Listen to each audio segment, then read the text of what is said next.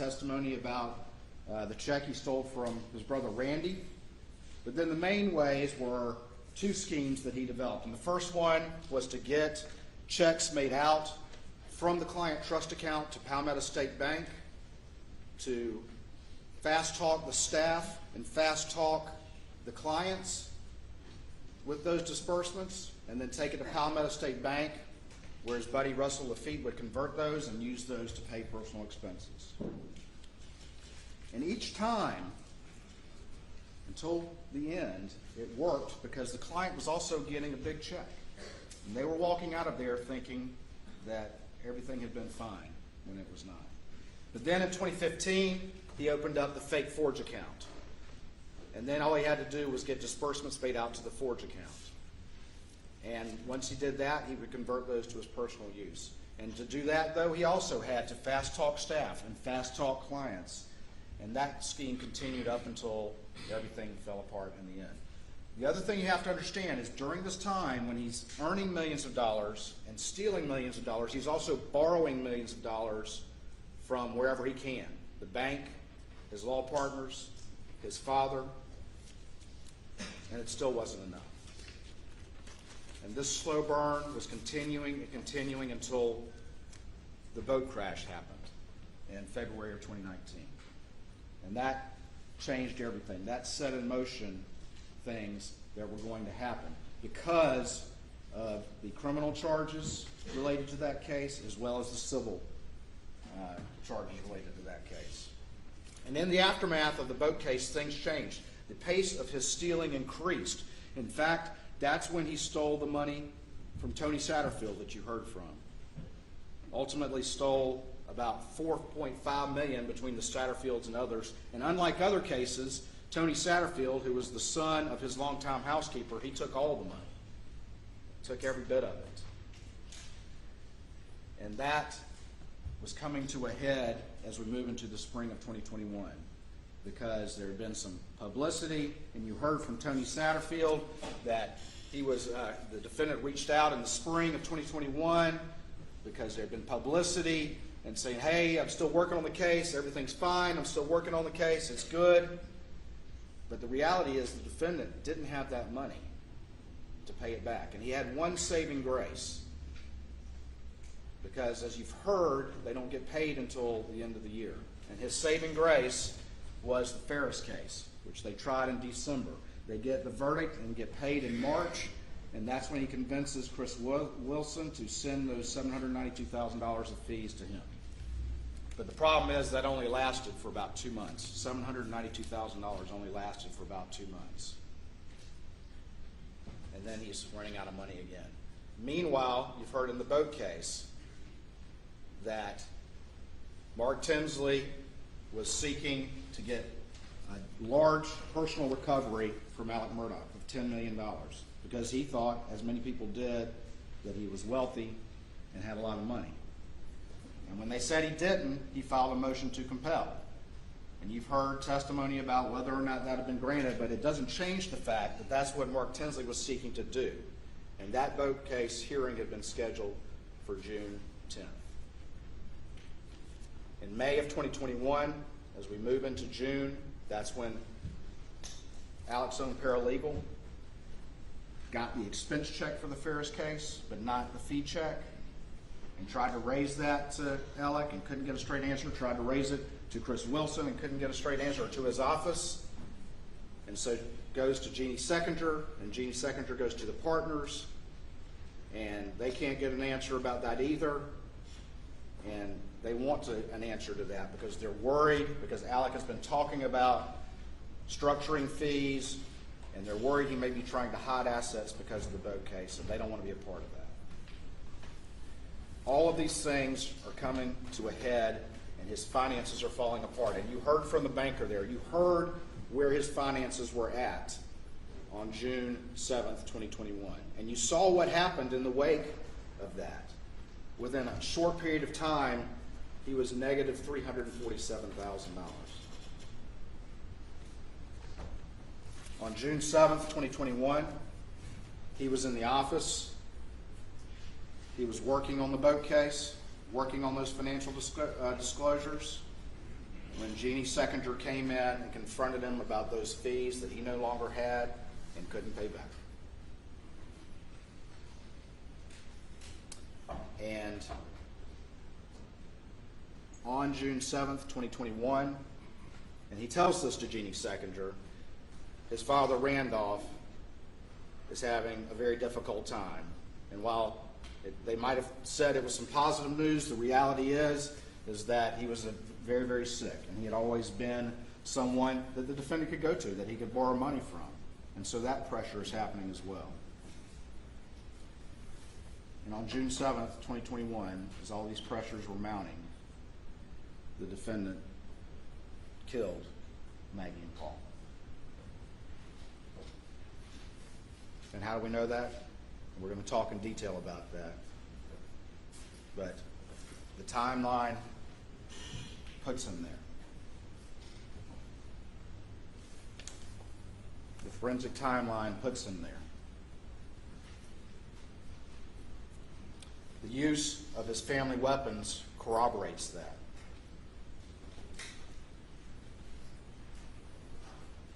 And his lies and guilty actions afterwards confirms it. And we'll go over each of those in great detail. Before we get to that, though, I want to finish out, because in the wake of this, everything changes. All those things that were coming to a head immediately go away. It's a different world now. They're not asking about the Ferris fees anymore. And you heard testimony to that. Mark Tinsley doesn't believe the case is going to have the same value anymore because the sympathies of the case have changed after this tragedy. And you heard that. And who would better understand that than Alec Murdaugh, who does the same work? The boat case hearing goes away. And everyone immediately rallies around Alec Murdaugh. And it worked. Because it allowed him to borrow $250,000 from Johnny Parker, his law partner, who of course wouldn't have loaned him that money if he knew what Alec was up to, and allowed him to go to Palmetto State Bank and get $350,000 in an off-the-books loan that hadn't even been applied for, and to send that money to Chris Wilson and convince Chris Wilson to pay another $192,000 of his own money, and to send an email to the firm that everything was okay. And that made it another month or so until Annette Griswold found that Ferris check in his office, and Jeannie Seconder looked up the forged accounts. And what happened in the wake of that? What was the reaction of Alec Murdaugh? Within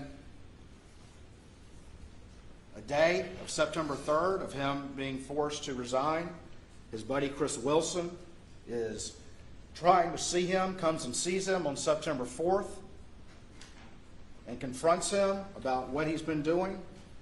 And then within 2 hours, the side of the road happens.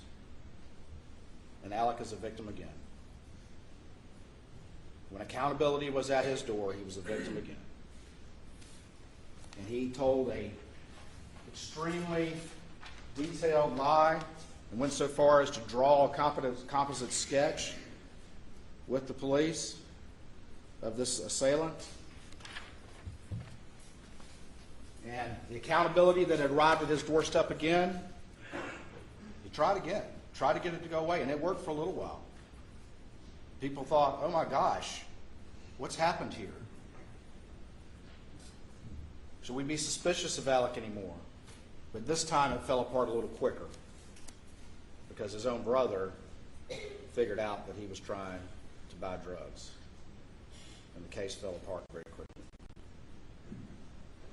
This is the setup for what we look at and what's going on. And it seems like a story that's far removed from most people's experience because it is. It is a different story like has never been seen before. But the reason is that he is a different man than the kind of stories that we've seen before. This is a different set of circumstances than we've seen before. And it's certainly easy to understand when you have a middle-aged man who's outwardly successful, who has a strong family legacy, who has a prominence in the community and a reputation, but is living a lie. Is living a lie. And that leads to and can lead to those pressures being overwhelming and actions like this happening. Husbands have been killing wives, unfortunately, for years, and husbands killing sons goes back as far as King Herod, probably further. And those pressures mount, and someone becomes a family annihilator.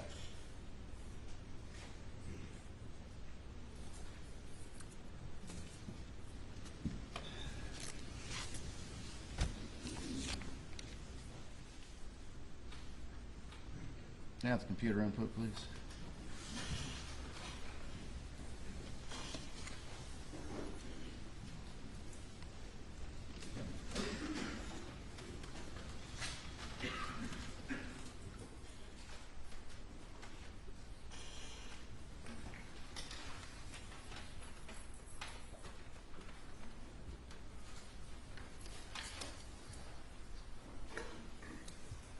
All right. Got to do a little law school.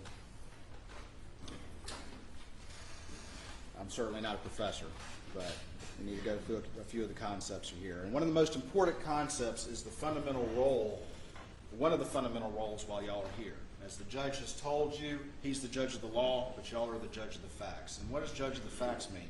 Well, a big part of that is that you determine credibility. You determine believability. You determine which witnesses you want to rely on or not rely on. You can rely on a part of a witness's testimony, all the witnesses' testimony, one against many, many against one. It's up to each one of you individually to make that determinations and decisions, and then to collectively discuss those into a group decision. But credibility is important. Is it believable? Is what somebody's telling you believable? And there's many things you can consider in credibility, but a few of those are the demeanor of the witness on the witness stand, whether the witness has a reason to be biased, whether the testimony of the witness was contradicted on one hand or supported or corroborated on another, whether the witness has been dishonest in the past. And again, you can believe witnesses all against one, one against others, and you can believe portions of a witness's testimony as you see fit. Same thing goes for experts. Expert is a legal determination that allows them to give an opinion. Just because someone's qualified as an expert doesn't mean that you have to accept their opinion. You can judge that based on your assessment of the credibility and the relevance and the believability of that testimony. There's nothing different about that when someone's an expert. Beyond a reasonable doubt. I talked about this at the beginning of the case. And it's our burden. It's a burden we welcome. It's how this system works, that we have to prove the guilt beyond a reasonable doubt. And what is a reasonable doubt? A reasonable doubt is a doubt that makes a reasonable, honest, sincere juror hesitate to act. It's proof that a reasonable person would not hesitate to rely on in their affairs. But a reasonable doubt is not and leaves you firmly convinced of the guilt of the defendant, but it doesn't have to overcome every possible doubt. It doesn't have to overcome every possible doubt.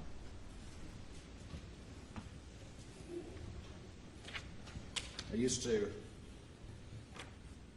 try a case against a defense attorney, and he would pull up a picture of something. Right here I have the Mona Lisa. And he would tear off a piece like that and say, ladies and gentlemen, that's reasonable doubt. And my response to that is, you still know what this is, right? You still know what it is. And that's reasonable doubt, okay? If you still know what it is and you're firmly convinced, then it's your duty under the oath that you've taken as the law, as the judge will give you the law to convict the defendant. Direct and circumstantial. directly proves the existence of the fact, and circumstantial evidence is proof of a chain of facts and circumstances indicating the existence of that fact. And we talked a little bit about that at the beginning. Sometimes people in common discussions will say, oh, the case is just circumstantial. But the law says that doesn't matter. The circumstantial evidence can be just as good as direct evidence. It is just as good. It makes no distinction between that, and the judge will charge you on that. There's no greater degree of certainty required of circumstantial evidence than of direct evidence. The circumstances must be consistent with each other, and when taken together, point conclusively to the guilt of the defendant. And I gave you all an illustration at the beginning. I'm not going to redo the whole thing, but about being inside. And you go outside and it starts raining, and you know it's raining, okay, because you got direct evidence, you're getting wet.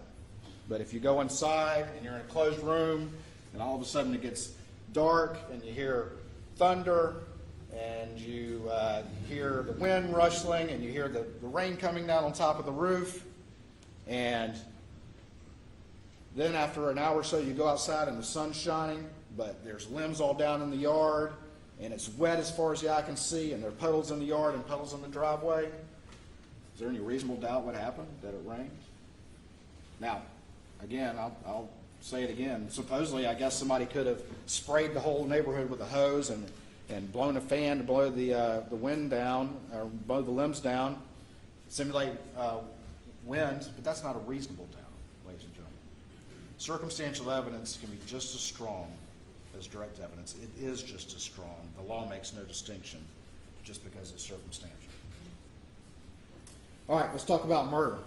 Murder is the willful killing of someone with malice aforethought. It's the unlawful and willful killing of any person by one with malice aforethought. The crime of murder is really, as far as the elements go, fairly simple. The operative terms here, the most important terms, are malice, which is the mental state that the person must have, and aforethought. But let's talk about those. What exactly do they mean? Malice, and it could be any of these. It can be the hatred, ill will, or hostility towards another, but it also can be the intentional doing of a wrongful act with an intent to inflict an injury under the circumstances that the law would infer an evil intent. It could be a general malignant recklessness of the lives and safety of others. It could be a wicked or depraved spirit intent on doing wrong. It could be using firearms, shotgun in a blackout to blow somebody away. That can be malice, ladies and gentlemen, if that's what you decide. A forethought. Sounds like it has to be planned, and certainly planning would account for a forethought, but it may be conceived at the very moment, a split second, or in conjunction with the act. So a forethought doesn't require planning for that malice to occur. All it has to do is exist in the moment, just a split second, or in the moment that the act occurs. So when that trigger's pulled, as long as there's that intentional doing of a wrongful act, intent to inflict an injury, there would be an evil intent, a malignant recklessness, which you can infer from the circumstances of the case, then that's all you need. And how do you do that? I said infer, because people don't always yell out what their intentions are. You have to infer it from the circumstances of the case itself. Look at the crime scene, look at what happened, look at the backstory, look at all the circumstances that come together, and you can infer malice from those.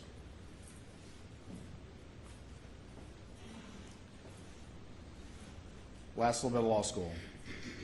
Malice and drugs. Voluntary intoxication does not impair a person's ability to act with malice aforethought. That's a legal principle. If you voluntarily get intoxicated, it is not a defense to a crime, and it does not negate the malicious nature of that crime. If one voluntarily intoxicates themselves, they are just as responsible for their actions as when they are not intoxicated. And the judge, again, take what the law comes from the judge, but this is a legal principle that you will hear. Voluntary intoxication is not a defense to a crime. And why does the law say that? Well, you can't take whatever it is and deny responsibility for what you've done under the law. All right?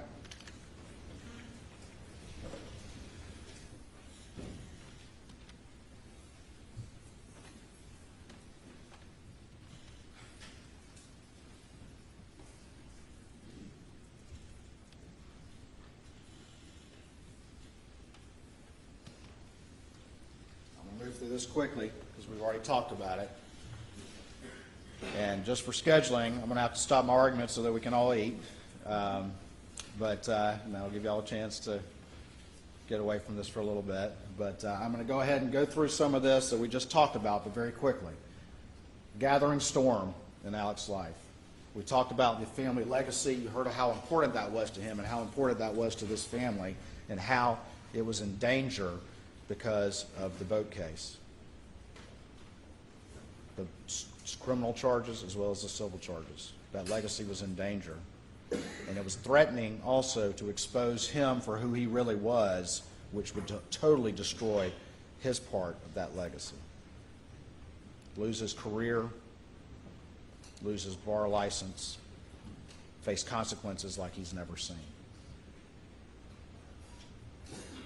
He's also a successful lawyer and a part-time prosecutor. And as we go through and talk about the circumstances of this case and talk about the crime scene and the timeline and all the rest of it, think of it with that in mind. That this is an individual who is trained to understand how to put together cases, complex cases. He's been a prosecutor. He's done complex car wrecks. He understands the law. He's given closing arguments to juries before. So when you have a defendant like that, be thinking about whether or not this individual is constructing defenses and constructing alibis. Talked about his law practice. You've heard how lucrative it is. I had to struggle with him to get him to admit that he was wealthy, making more than $1 million a year. I'll let y'all decide whether or not that's wealthy, but he admitted ultimately that that was not uncommon for him to make that much money on top of stealing and borrowing on top of that. The important thing, though, to remember again, and I want to highlight this, is that they get, under the way that firm worked, they get their money at the end of the year. And then it's up to them to make it last. And that's the big problem that he had. That's why he had to get the Ferris fees. He can't, if he's out of money in May, he's not going to, unless he can borrow it or steal it, he's out of luck. And the hounds were at the gate. All right, we talked about this. He's got, you heard, I think Jeannie described him as having intentional chaos. We had the land deals. He's servicing this huge debt load. He constantly needs new money coming in. And this has been going on for more than a decade, a constant hamster wheel. The stress and the pressure of that would be extreme because it's been going on for so long, always having to stay one step ahead of the game, always having to beg, literally beg, borrow, or steal for over a decade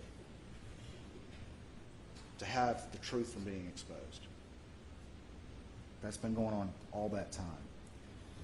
The big cases, his partners think he's straightened it out and paid off his debts, but he hadn't. He's getting paid millions of dollars, but he's stealing on top of that. It's not enough to keep that hamster wheel going. So he borrows and he steals. The methods I mentioned, you got the PSB checks, you got the fake forge, you got fake business expenses, running the firm card, and from his family and his law partners. Each one of these depends on him being able to sit down and look someone in the eye and convince them that what they're doing is right, when in reality that wasn't happening. And all those clients trusted him based on those. And we sat there and went through that, and it may have been exhausting, and I apologize for that, but he couldn't tell you about one conversation that he had that stuck with him. That's how easily it came to him. Is that relevant to your consideration of what he had to say to you? That's for y'all to decide. Couldn't name one conversation. Just had that same answer that he had rehearsed. And didn't want to talk about any of those individuals who trusted him, as he looked you in the eye and asked you to do the same. Down to the bottom. It's not just the clients, too. It's his staff. They're doing the paperwork. They're filling all that out. He had to fast talk them as well.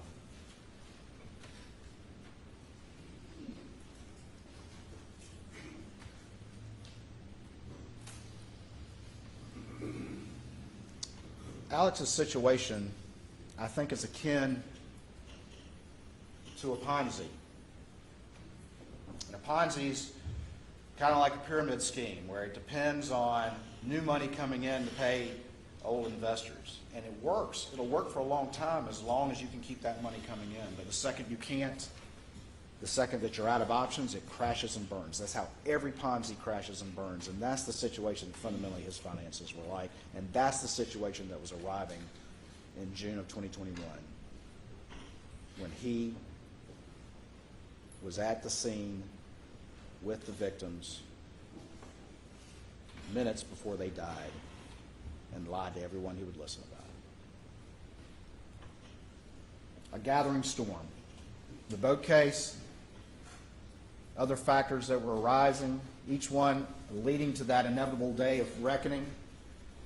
You had the trial lawyers conference where he was confronted. Mark Tinsley was confronted by Alec. Alec, of course, denied it. Everybody's lying on Alec. Alec's telling you the truth, even though everyone who knew him had no idea who he was. Everyone. No one knew who he really was. The people who came in here and said, we thought this about him, not a single person knew who he really was. That's how convincing he is. But he denies this confrontation. When Mark Tinsley was like, he bows up on Mark Tinsley. He's like, what you doing, man, about the boat case? And Mark says, you're going to have to pay money to the Beach family. Millions of dollars. Alec doesn't have that. He's barely one step ahead of the game at this point. He doesn't have insurance coverage anymore, or at least not a big umbrella policy. And why? Because his insurance company dropped him after the Satterfield case. Insurance company thinks the money went to the Satterfield boys, but it didn't. They don't know that he's stolen it all, but they don't want to insure him anymore. So he doesn't have that to help him pay the Beach case. And so what's the one hope he has? And that's the Ferris case. And it's tried, and you get a verdict in February of 2021, $792,000. And eventually, he tells Chris Wilson, I'm going to structure those, which is a lie, and gets the fees sent to him in March. And is spent in 2 months. But the boat case isn't going away. Mark says, show us your books if you're telling me you're broke. I think his testimony was, they said that he could probably cobble together $1 million, which I guess that's broke for him, but it wasn't enough. And so they refuse, and that's what leads to the motion to compel.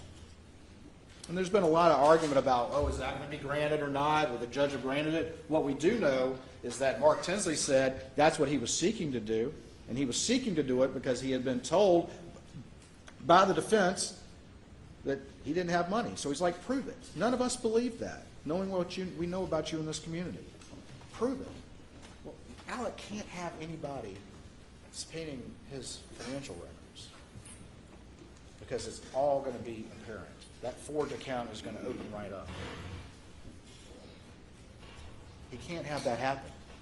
It will all end. He'll lose his career. He will lose his livelihood. He will face investigations and consequences like he's never that he's been able to avoid his entire life. But if he can just stay one step ahead, just 1 month longer, 1 day longer, then he's never going to have to face that accountability that he has to face.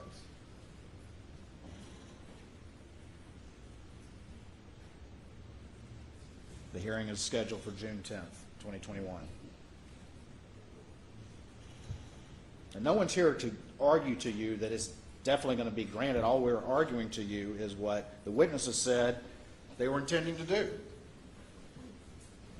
And as you've seen in court over the past 6 weeks, things happen and a process starts. And once that process starts, there's a conclusion to it. There's a conclusion to that.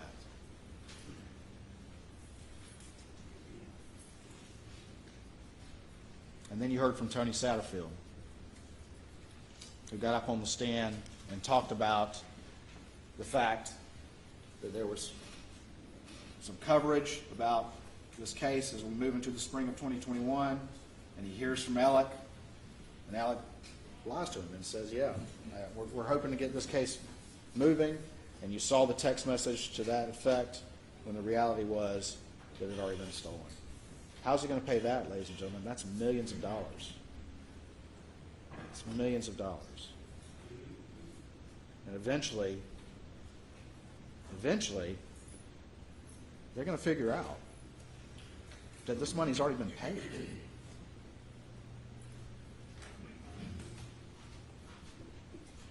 The insurance company thinks it's gone in the right place. At some point, the question is going to get asked, and that alone is going to break everything apart. Ferris case, this is when his paralegal finds the expense check and not the fee check. And I've already told you this part of the story, and y'all have heard the testimony, but it sets off that inquiry from the second juror. So now we have this on top of everything else that we're mentioning. This is like nothing he's ever experienced. He's always been able to stay one step ahead of the game. But after the boat case, his appetite's increased greatly. He started stealing millions of dollars, and now he's running out of options, and all these factors are converging. All they're converging. And they're converging on 1 week, 1 day. And that arrives. His father's in the hospital. There's a confrontation with Jeannie. Alec tells her, manages to ward off the conversation by saying Mr. Randolph is terminal. He, of course, denies that, so I guess Jeannie's lying on him too. But that's what she says happened. He's working on the boat case. And then the tragedy happens. And it worked. It's not the only reason, but it's part of the reason. The pressures on this man were unbearable, and they were all reaching a crescendo the day his wife and son were murdered by him. All on that day. And in the wake of this, everything changes. People stop asking about these things. The community has changed like you would expect. People are concerned, they're scared, they're worried. And everything's changed. The backlash from the boat case has gone away, and all of that has changed. And that's why Mark Tinsley thought his case was over. This may seem like, really? But who would understand that better than him? This is exactly the kind of work he did. His skills as a lawyer were understanding the emotional value of a case, understanding the sympathies of a case. If you have a sympathetic plaintiff and an unsympathetic defendant, that is, in the civil world, that's a big case. But if those get reversed, if those change, if all of a sudden your defendant is more sympathetic, it changes it. It changes the entirety of what Mark Tinsley's position on this case was for the Beach family, that Alec was going to have to pay money. And that's what he told you from the stand. He said if Alec had been the victim of some unsuspect or some random vigilante, the entirety of the case has changed. And I'm not taking the same position. I'm not trying to demand that level of recovery. He gets the 750. Well, he gets 600 of it. Ultimately gets a 750 loan. He convinces Chris Wilson. That heads off to Ferris. That's pretty much the main thing he did after this, was to make sure he could get that money, enough of it to Chris Wilson so that he would send an email to the law firm saying, hey, everything's cool, I got it. It's all good. And that's what the law firm thought.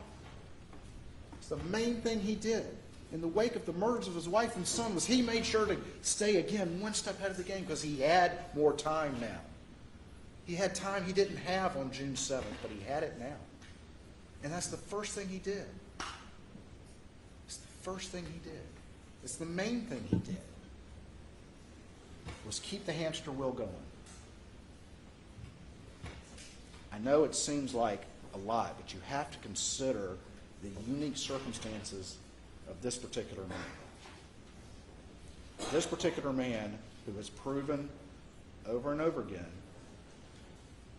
that he will do anything to keep that hamster wheel going and to avoid accountability. And he's been doing it for over 10 years. He just finally reached a point that he had never reached before. Of course, the hearing on the motion to compel gets canceled. Who would go forward with that in the wake of what's happened?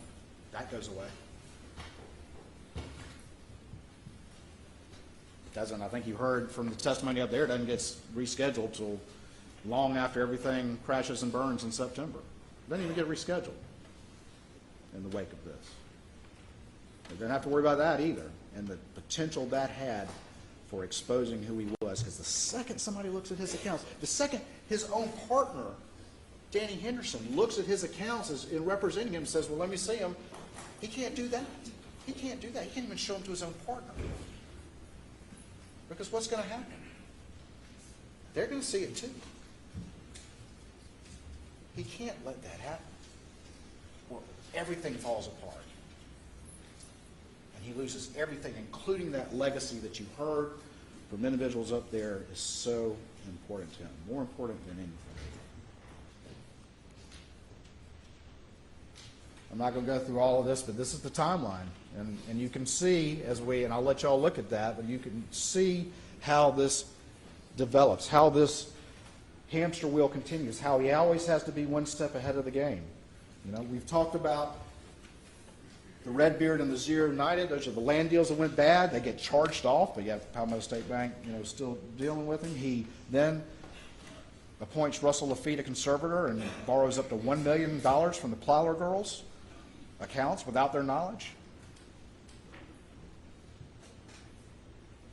And then he has to steal money from the Badger case, where he's already making a huge amount of legal fees. He has to steal money from the Badger case to pay off the Plowler girls before they turn 18, and then there's an accounting for that. And then he opens up the Forge account, and it continues. $338,000 from Dion Martin, Johnny Bush, Manuel Sanders, and Richard, $225,000. He's maxing out $1 million line of credit. The only way to stay afloat is to beg, borrow, and steal. He's maxing out $1 million line of credit. He steals some more money, but he's right back to where he was. March of 2018, he's now maxed out not only $1 million line of credit, but also a $600,000 line of credit. A line of credit, almost like a credit card, maxed out. Then the boat crash happens, and look what happens to the figures.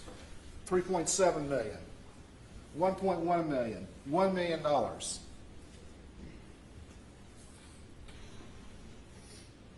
And then you have the double homicide.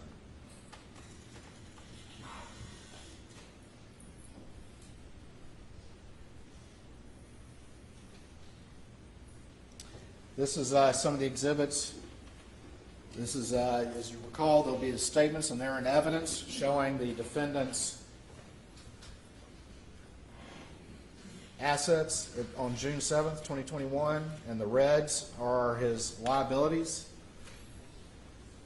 That one's green, but it's negative. And then over here, that's where he was a couple months later. He borrowed $750,000 and still ended up $347,000 in the hole, which part of that had to cover. think it was called the most generous overdraft policy ever conceived. Because, I mean, in fairness, though, he did get a $5 overdraft charge right there. So, anyway. All right, what else do we have? Because we've talked about a lot of things about the finances, and I know that there's been a lot of that, but it's really the only way to understand all the things that were affecting this middle-aged, outwardly successful professional man who had all these pressures upon him, like no one had ever seen. Well, we've got the pills. He claims he's had a pill addiction for 20 years. What does he say about that? He says it makes him paranoid. He says it makes him agitated.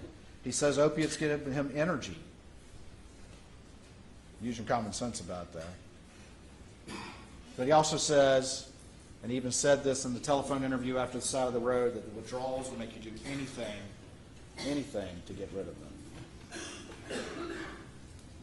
That's common sense as well. We know how powerful opiates can be and how the addiction of opiates can be extremely powerful. The withdrawals, not being dope sick, can be extremely powerful. But he's also saying he's taking 1,000 milligrams a day. And he's trying to blame all his theft on that.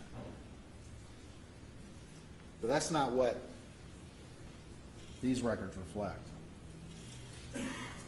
They reflect an insatiable desire for money and a hamster wheel that's been going on for a long time.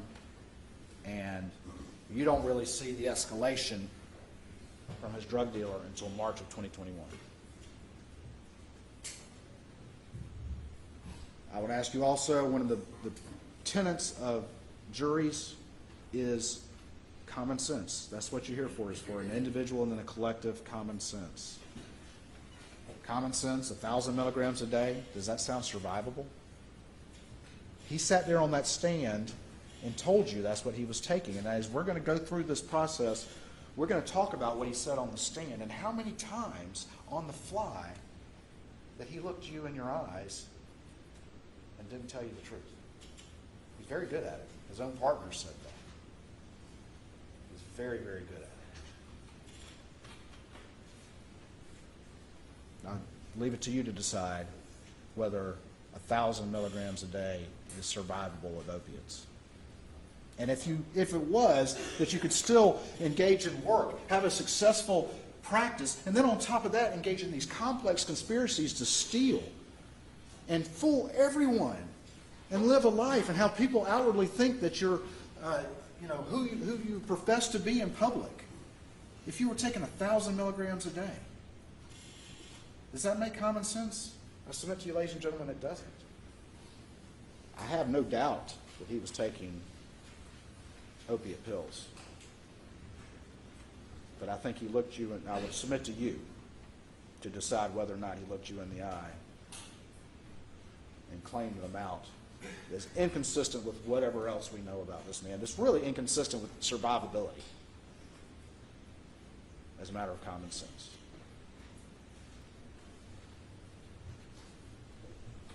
He can never function at the level he's been functioning, keeping up with these pressures, staying one step ahead for over a decade if he was taking that much dope. I would submit to you. Just one other lie that I would submit to you as a lie that he's trying to get you to believe, to feel sympathetic for him, as if the dope was the cause of the money and the cause of his issues, when the reality is it wasn't. This had been going on for a long time, and the finances proved differently.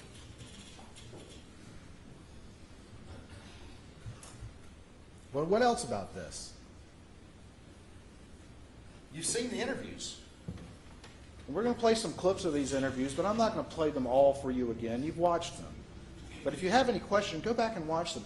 He talks about being paranoid. Listen, watch those interviews when he's with Dave Owen. He doesn't look like he's withdrawing from any drugs. His responses are appropriate. He's not in displaying any paranoia. He's smooth. He's focused on the events. He's focused on trying to get information about the case. from law enforcement officers, which is interesting in its own right. Why is he so focused on that? And in Savannah, where supposedly he was detoxing, he sat down, as you've heard the testimony, with a composite sketch artist and went through the whole process to come out with this picture, which I swear is not me. How do you do that? How do you do that if you're on that much dope? So why did he tell you that, ladies and gentlemen?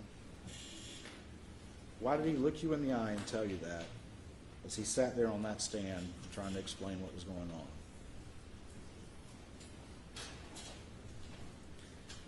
It's interesting also that in one of the interviews with law enforcement, there were 3 interviews, June 8th, June 10th, and August 11th, before we get to the side of the road, that he mentions that Paul was a little detective. That's very interesting for him to mention that, because you heard from Marion Proctor, Maggie's sister, that Maggie called Paul that, the little detective, specifically in reference to Paul paying attention and trying to keep Alec from taking pills. Why would he bring that up? That's an interesting thing to bring up, because that was what that was in reference to. And what do we know? We know that in May, if we talk about all the pressures that are coming upon him, all these financial things that we've talked about, this exhausting hamster wheel that's been going on forever, the need to beg, borrow, and still stay one step ahead, and he's running out of options there. On top of that, we know in May that Paul sends a text to him saying, "Mom found some pills, we need to talk." Mom found some pills and we need to talk.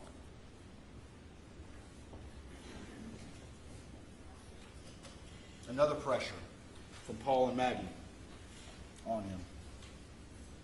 And if you look at the texts, the weekend of the ball game on June the 7th, and those are in evidence,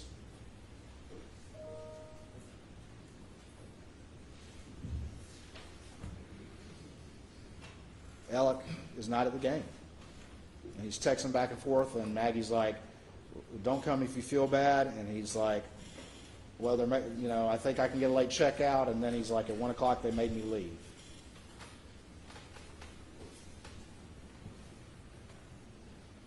I submit to you, it's a reasonable inference they were on him at this time. They were watching him like a hawk.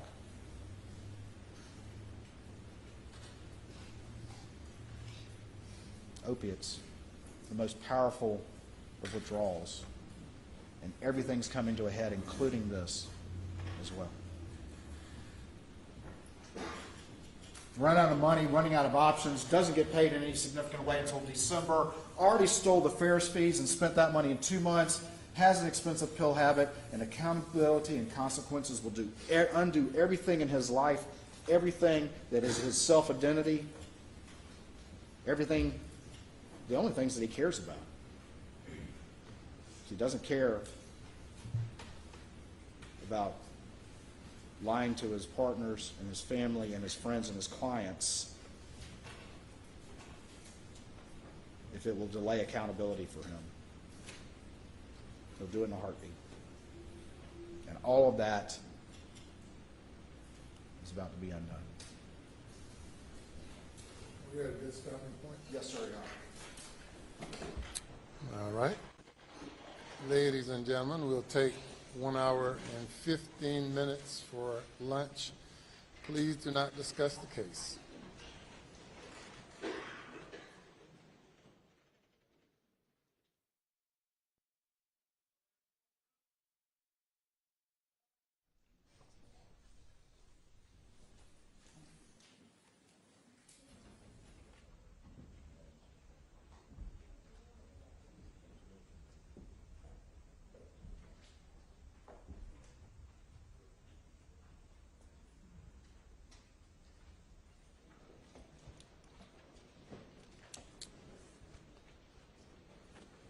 We'll be in recess, 1 hour and 15 minutes.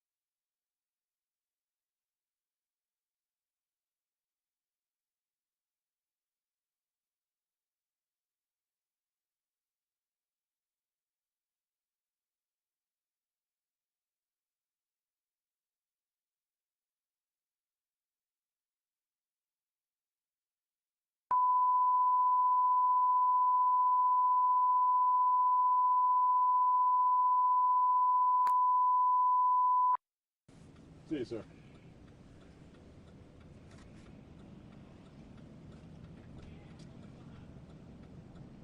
Oh, he'll be behind us. Dispatch 14.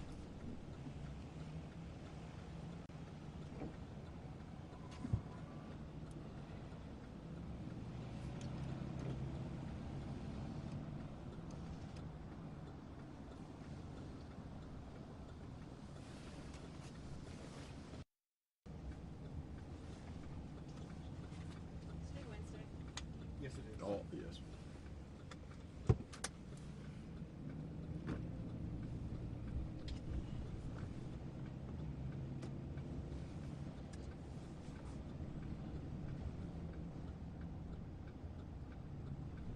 This is not a lights and siren kind of day, huh? No blue light.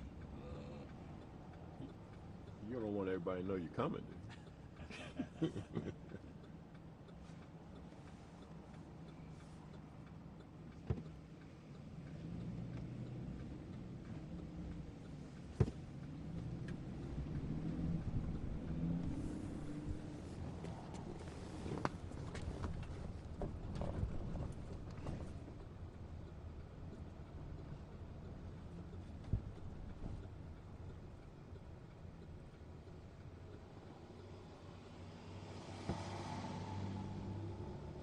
Do you think the jury was in 2 vans or 3?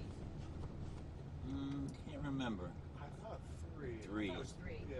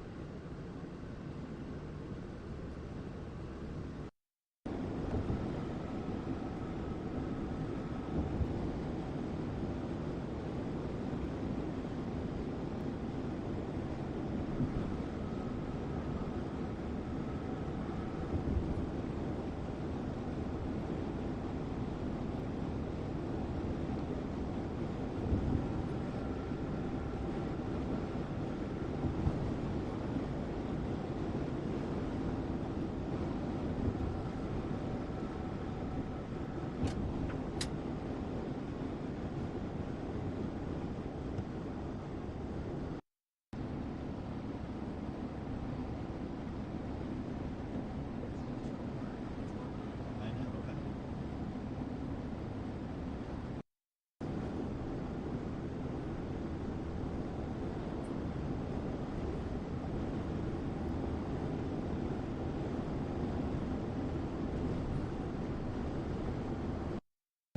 Are we on Highway 63?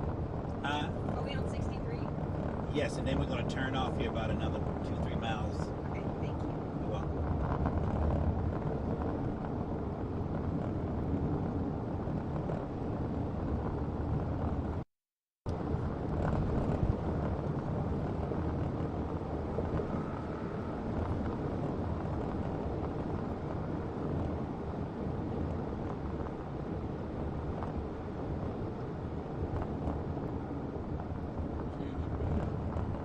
Oh, really?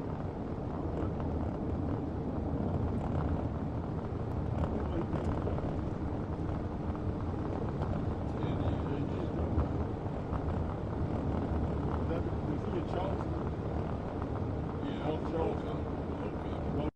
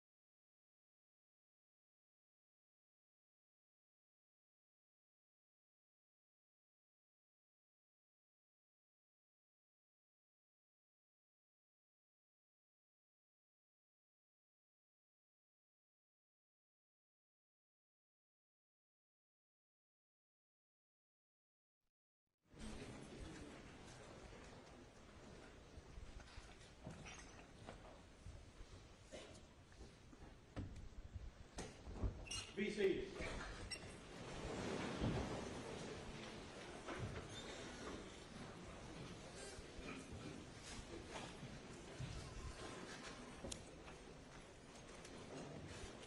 You may bring the jury.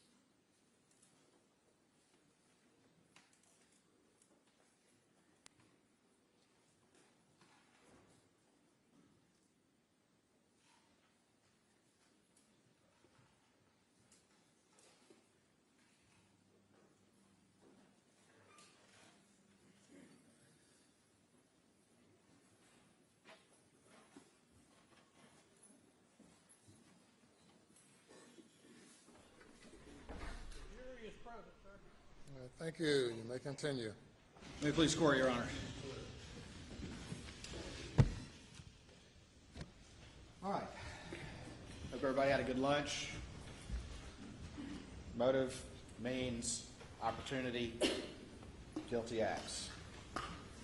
That's the basic way to determine identity.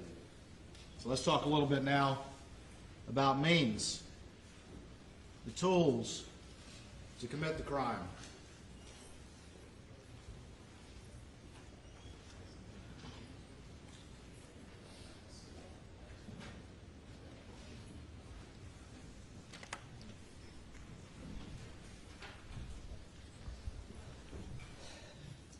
Family weapons were used to commit this crime. And this is forensic evidence that was presented to you. First of all, we'll talk about the blackout. And you've heard testimony that there were 2 blackouts purchased in December of 16. And that one went missing around Halloween of 17, years prior to these murders. And that a replacement without a thermal scope was bought in April of 2018. 3 blackouts that the defendant purchased can only account for one of them. And it's this 3rd blackout which is the one that's at issue. You heard from Paul's friend Will Loving. And first of all, let me say this. You heard the defendant in his various statements, and he's very concerned about saying that they didn't have a blackout. There was no blackout along with them, even though he slipped up once and said, yeah, we were out looking for hogs. And you heard from his law partners that do the same thing, saying, yeah, you can look for hogs in the daytime. Very, very concerned early on in his statements and saying they didn't have a blackout, they just had a .22 pistol. And he also said, eventually, he's like, well, I think I replaced it. Well, I guess I replaced it. I'm certain I replaced it if you listen to his various statements. Very vague and fuzzy about this 3rd blackout. Until the friends, Paul's friends, both of whom testified, but Will Loving in particular. And what did Will Loving say? The defendant said the gun went missing around Christmas time of 2020, but Will Loving said, no, I was with Paul. I was with Paul in turkey season, which is in the spring. I was with Paul in turkey season, and we sat out at the steps right outside the house that y'all went to today, right on that side entrance that goes into the gun room. And if you look down, you can see how they were digging a pond and how you could fire down in that area. And they set up some targets to sight it in. And we were shooting that other gun. We were shooting that other gun, that replacement gun. And it had a red dot sight on it. Not a thermal scope, but a red dot. A red dot, which is not good at shooting at night. But they were shooting it and sighting it in with the red dot, the tan gun. He was with Paul while they were shooting that gun right there. And what did Jeff Croft, who testified before you, find right there? Weathered cases, or casings. Weathered cases, right where Will said he and Paul were shooting that gun just a couple months prior to the murders.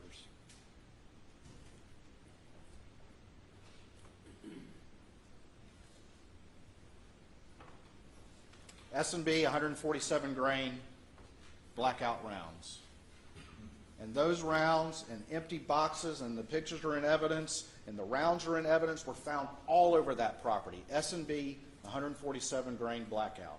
There were full clips found, there were empty boxes found, and there were also cases found, S&B 147 grain blackout rounds found across the street at their shooting house.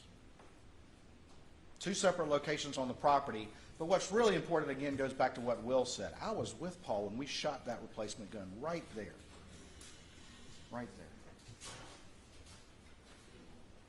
And you heard forensic scientist Paul Greer testify that the 6 cases, items 2 through 7, the 6 cases found around Maggie that killed her,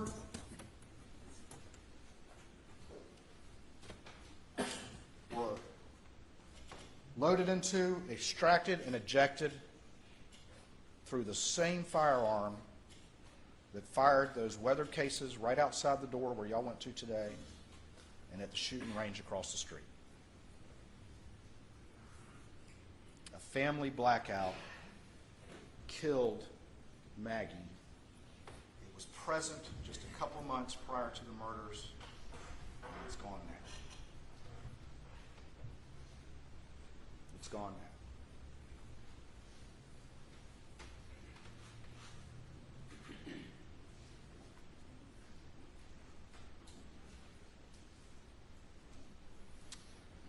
A family weapon the defendant cannot account for killed Maggie.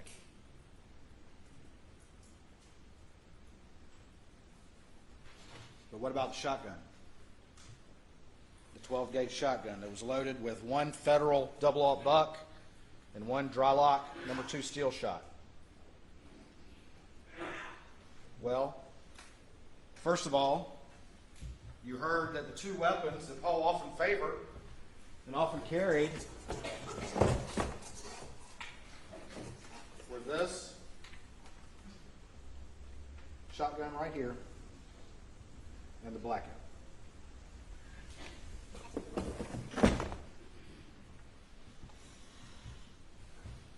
Those were his 2 guns, his favorite guns, aside from his deer rifle.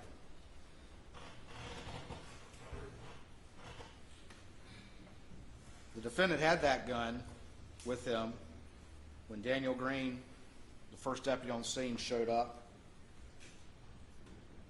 And shotguns, as you heard, are a little bit different than rifles. And the conclusion there was that the 2 fired shells that were inside the feed room that killed Paul had class characteristics similar with that Benelli, super black =3, but insufficient individual identifying marks to either match or exclude it. That shotgun right there. But what else did you hear about the shotguns?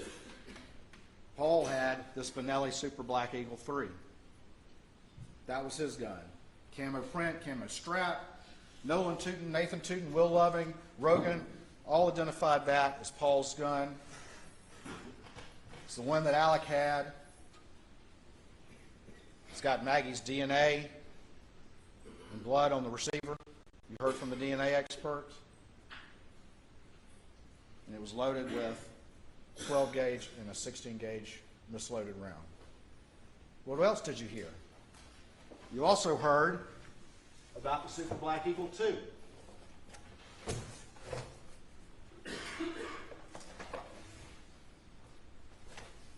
And you heard from Nolan and Nathan that this was Buster's gun. This is the Super Black Eagle 2 that had the Mojo sticker on it. And that was recovered during SLED's search of the residence the next day.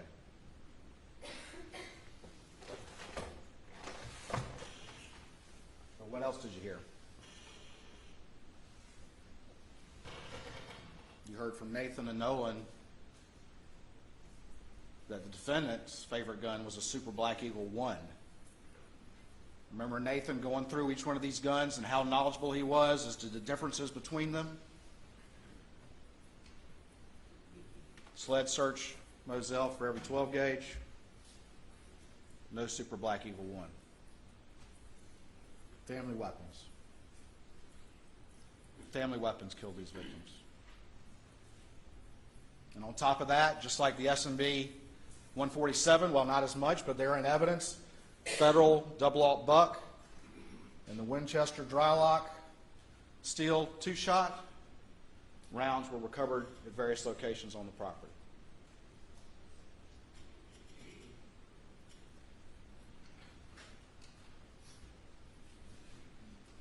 What does that mean? We talked about motive, means. The defendant had the means to commit these crimes.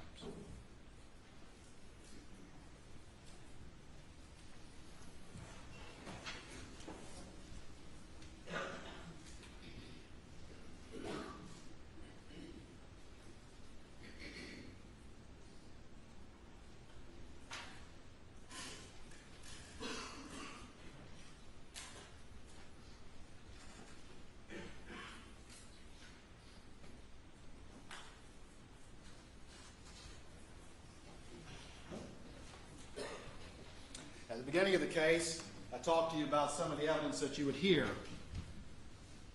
and I held up my cell phone.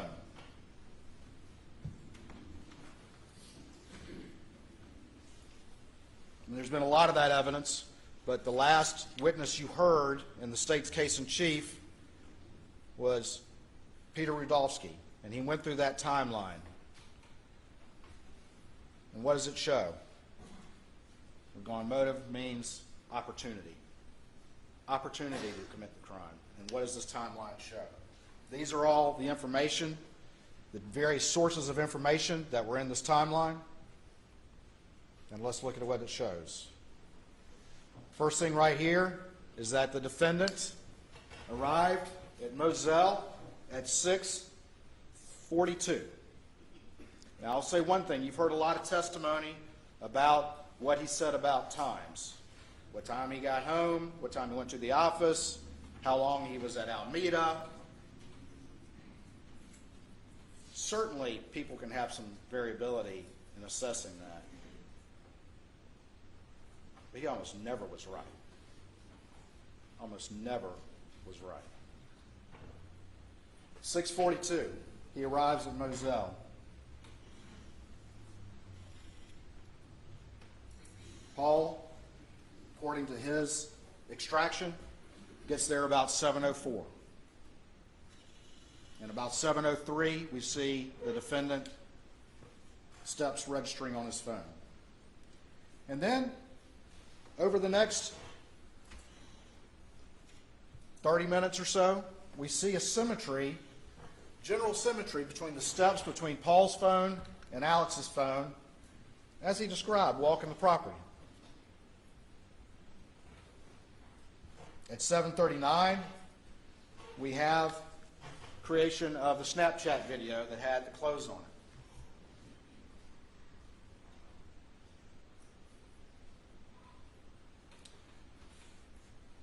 When that ultimately was recovered and you saw the interview, it was shown to the defendant, who had provided his clothes that night. And at the first time, then, he started talking about changing his clothes, and we'll talk more about that later. Again, 7:55 to 8:05, we have some symmetry with the steps. We have Paul Murdaugh's battery life, and you heard from the experts that have reviewed Paul's usage, that like many kids his age, he's constantly flirting with it being low, but that doesn't stop him from using it, and you see that in the evidence in this case as well. 7:56 again, that's when Paul sends the Snapchat to his friends. And then at 8:08, we see Paul leave the kennel area at 8:06, and 8:08 make his way down to the residence.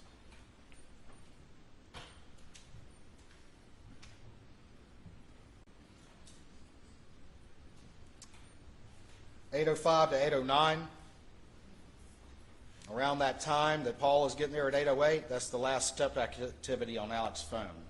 And it's the last step activity until 9:02, which we'll talk about in a minute. Alex's phone pretty much goes with no activity for that time period. And also he has no cell activity from 6:52 to 9:04, which is right in that time period we'll talk about in a little bit. So, eating dinner. You heard the defendant talk about eating dinner. Paul is at that residence, if you look right here, from 8:14 down to 8:35. And again, that timeline exhibit, there's a big one and then there's a condensed one. And all of this is in there in evidence for y'all to look at. He's at that residence from 8:14 to 8:35. Now, the defendant, again, despite having a photographic memory, a new photographic memory about things that he told y'all that people are hearing for the first time, still can't remember specific things about Maggie's activities, as to when Maggie arrived, as to what they talked about. He can remember dropping his phone down in the console, but he can't remember things like that. He wants to remember things that help him try to explain to you why he never told the truth about maybe the most important thing he could tell law enforcement. But he can remember very specific details. He still gets this wrong. But she arrives at 8:17 in Moselle. They're already there. How do we know that? Because her cell phone disconnects from her Mercedes at 8:17, and that's when she starts showing steps. And Paul, what's he doing? He's still using his phone like always. We see the battery life, but he's still sending snaps. He's receiving snaps, bless you. He's sending to his friends, all these friends right here. He's receiving these snaps all during that time from 8:17 to 8:30, continuing to communicate with his friends, using his phone like always. And then what happens? About 8:30, Maggie's phone registers some steps. And consistent with that, consistent with her and Paul going down to the kennels, riding down to the kennels, we see Paul's Murdaugh phone start showing steps. And then down here at 8:38, he's in that kennel area where those dots are.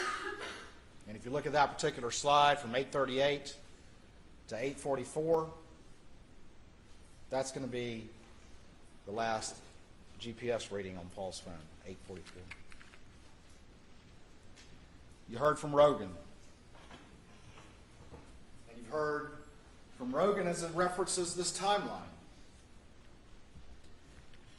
And Rogan tells you and told you from that witness stand that he was having a conversation with Paul about cash and the dog's tail. They were having an active conversation about that. Paul calls Rogan at 8:40 and they're talking about it. And Rogan says, send me a FaceTime, but if it doesn't work, send me a video. At 8:44, 4 minutes and 14 seconds, we have right here the FaceTime, but it only lasts 11 seconds. And then at 8:44:55, that's when the kennel video was recorded, that lasts 50 seconds. At the beginning of this investigation, as you'll recall the testimony, they didn't have Paul's password and couldn't get in. And you heard in the defendant's August 11th statement that when he was asked about Rogan saying he may have heard Alec on the phone during this time, he said, well, I'd be surprised if that were the case. Because law enforcement didn't have this kennel video. They didn't have this kennel video until April of 2022, when Paul's phone was finally unlocked. And that changed everything. Why did it change everything? Opportunity. Being at the scene of the crime when the murders occurred. Opportunity. And more importantly, exposing the defendant's lies about the most important thing he could have told law enforcement. When was the last time I saw my wife and child alive? Why in the world would an innocent, reasonable father and husband lie about that? And lie about it so early? He didn't know that was there. And he could always say, well, Rogan must be mistaken. I'm surprised. Not if my times are right, was what he said. Rogan told you, I was expecting that video right there. That was supposed to be the next thing that happened. Send me the video, because we were worried about Cash the dog's tail.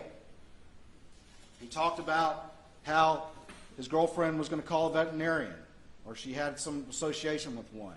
There was an active conversation going on right then and right there. And what's going on still? Paul's still also texting his friends. You might recall that in opening statement, the defense counsel said, oh, he was texting after that video for 10 minutes. It's not for 10 minutes. It's for barely a minute.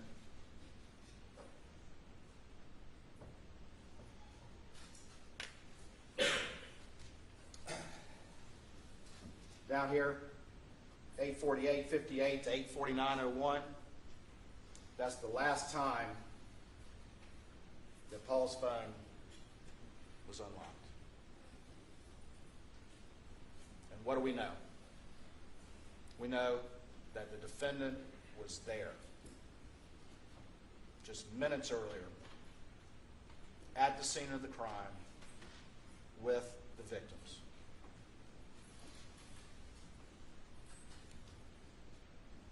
(8:49:01). Paul's phone locks. He never sends that video to Rogan. You heard Rogan say that when he watched that video. You heard him say, that's the video I was supposed to receive. That is the video that my friend was supposed to send to me. And he never did.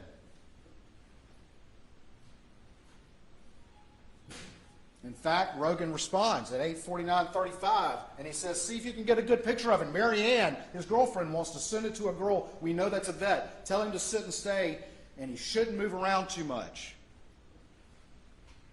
Even though this is an active conversation with Paul, who you heard from multiple friends, was one to respond and use his cell phone, Paul never reads it. Paul never reads it. What happens at 8:49:31? We're 8:49:01 for Paul, 8:49:31. Maggie reads Lynn's response to the group thread about Mr. Randolph, and then her phone locks forever. It is never unlocked again until it's recovered the next day.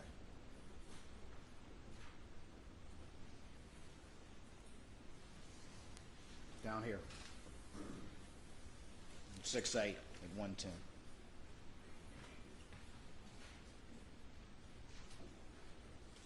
$8:49 for both of them.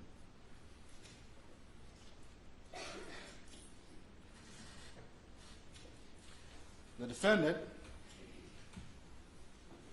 after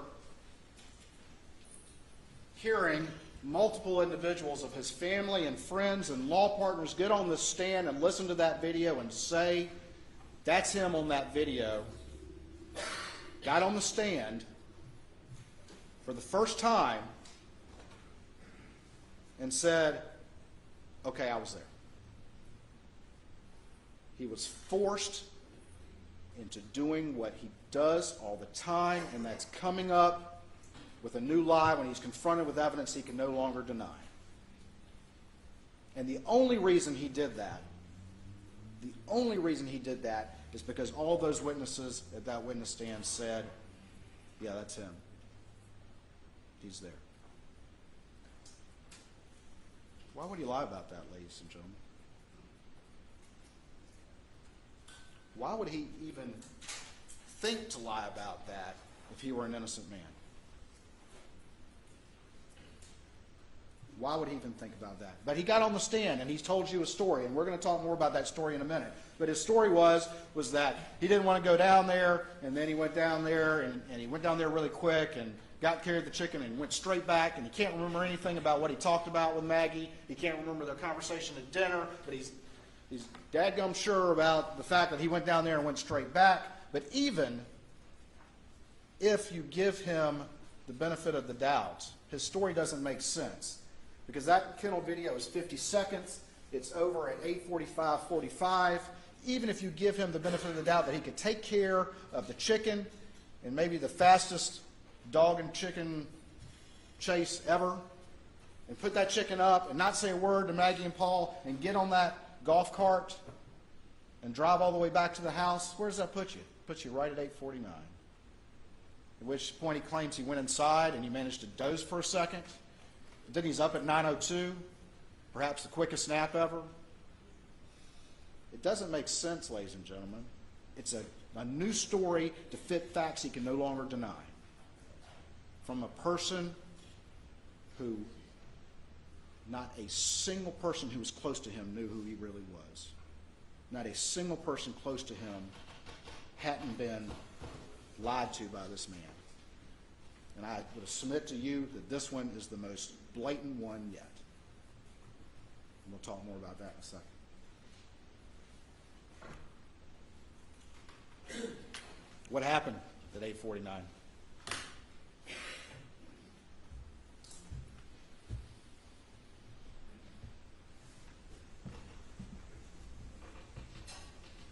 Y'all been to the scene. That feed room door is probably a bit tighter than this. But you saw the evidence from Kenny Kinsey and all the rest of them that clearly Paul was in the middle of that feed room. It's a kill zone. Nobody in there with him. He's in that room. No defensive wounds at all. His hands are down. And he takes that shot, buckshot to the chest. And any person who did that would probably think that took care of business, because this buckshot, but for some reason he was canted this way and it went through. It was 1,000,001 shot. But it didn't kill him.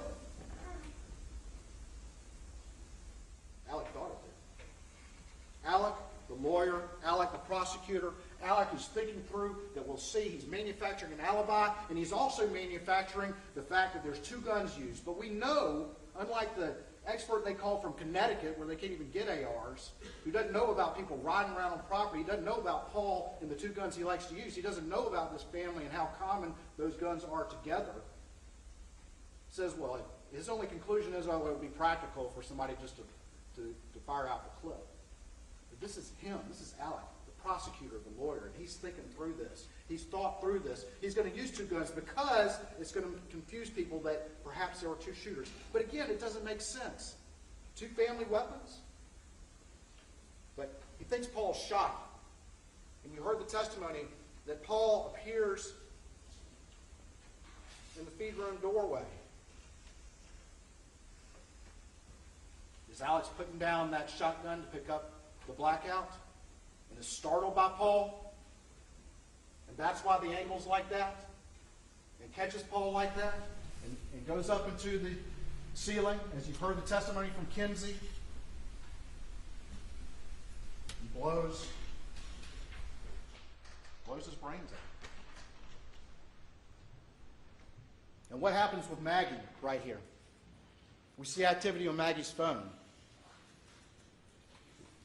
You heard about sandal prints. You heard from Kenny Kinsey about the mark on her leg from the Polaris over there by the overhang next to the feed room. You've seen the diagrams and the crime scene photos that all those cases are in that area between the doorway to the feed room and where Maggie was found. You heard that Maggie had no defensive wounds. You also heard Paul had stippling from that first shot, a close range shot, with no indication that he detected a threat from the person who fired that weapon. And why? Because it was him. Same with Maggie, because Maggie sees what happens and she comes running over there, running to her baby. Probably the last thing on her mind, thinking that it was him who had done this, she's running to her baby while he's picked up the blackout and opens fire at close range, again with no defensive wounds. And she takes those two shots that you heard Dr. Reamer say were parallel, and it crumples her over. In those cases, you can see them move around. And takes that shot that goes through here, and she goes down flat. And then there's the shot in the back of the head.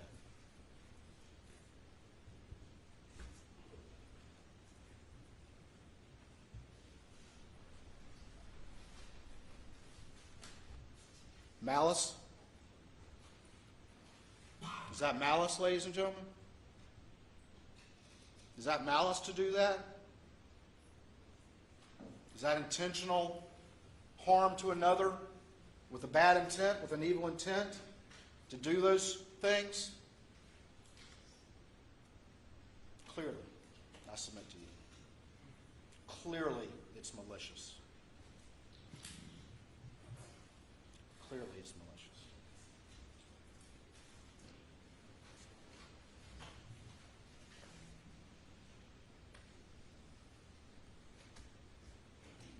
She was running to her baby,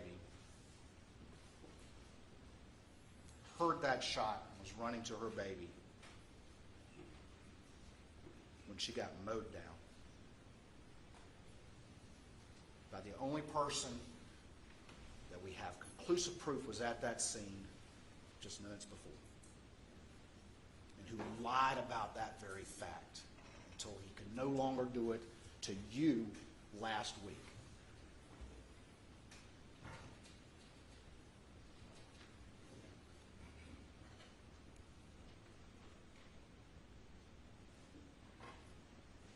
Alec told you he went down there in the golf cart. We'll talk about this a little bit, but they had their expert come up here with the 5'2" people and all the rest of it. Be sitting in a golf cart. But he comes up in the golf cart. But what we don't see, as I said before, is any activity on his phone until 9:02.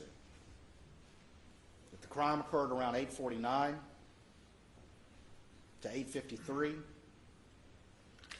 Down there at the feed room, State's Exhibit 516. It's just a diagram. Remember that Roger Dale Davis did about kennels and the hose there and how it wasn't put up the way he would put it up? If you're going to wash off real quick, what better place to do it? The water, the pictures of the water in States 199 and 190. It wouldn't take long to strip down and wash yourself off. Get in that cart and head back to the house. And then at 9:02, the defendant over there, who wouldn't even admit until forced to that he was even at the scene, all of a sudden, he is as busy as he has ever been.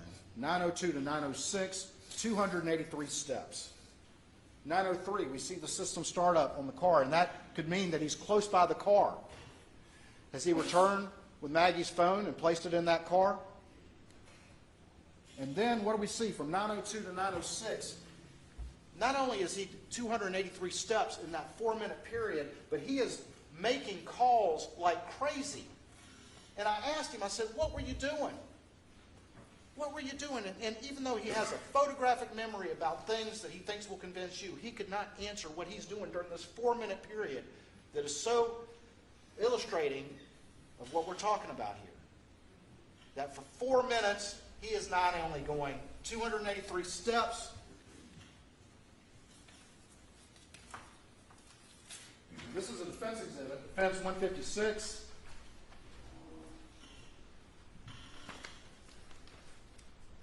"283 steps, and they put in the distance. We heard the distance isn't as accurate, but it illustrates the point. That's 208 meters. Meter, roughly is a yard, a little bit more, a little bit less, I don't remember. But let's say it's 600 feet. It's a lot. And he couldn't remember what he was doing. I asked him, you been on a treadmill? Were you doing jumping jacks? What were you doing at the same time you're calling all these phones? Why is he calling multiple times? We can see right here. He calls Maggie. He calls Randolph. He calls Maggie again. All of that 4-minute period where he's moving around. But he couldn't remember what he was doing. Just getting ready. Is the prosecutor, the lawyer, manufacturing his alibi? Because he knows he's got to get to Alameda quick. He's got to compress those timelines, and that's exactly why he knew to lie about being at the kennels to start with. He's got to compress those timelines so that it would convince whoever down the road that he couldn't have done it. He's got to compress them. And that's why he's doing all that right then and there. System startup. 9:05:56 in the Suburban. And then, this is interesting, Maggie's phone has that orientation change to portrait 2 seconds before Alex's second call goes in to her phone. If it's some random vigilante who knew to hide out there and counted on Family Guns being there, did he have ESP? Do you have ESP to move that? Or was that Alec turning the phone as he got to the Suburban, checking as he manufactured his alibi that it was coming through? And we saw how quickly out of the gate when law enforcement arrived and in his first interview, how he's immediately referring to his phone. And besides that, you've heard about Alec. You heard from witnesses. He went down to the kennels, but he didn't take his phone. Is that also the lawyer and the prosecutor making sure his phone was not with him when he went down there? You heard testimony it would be unusual for him not to take that phone down to the kennels.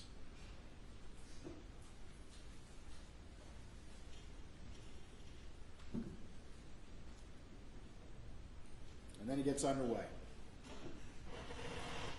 This call right here too. All those calls, all those steps, when his phone finally goes active, just minutes after he was at the scene with the victims and he lied about it and he's so busy. But let's take him at his word again. Why in the world, if he's calling her so much, if he's so busy and so concerned to call her as many times as that in a 4-minute period, why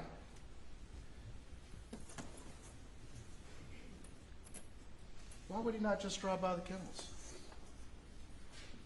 Why would he not just drive down there? Just say, hey Max, I'm going to Alameda.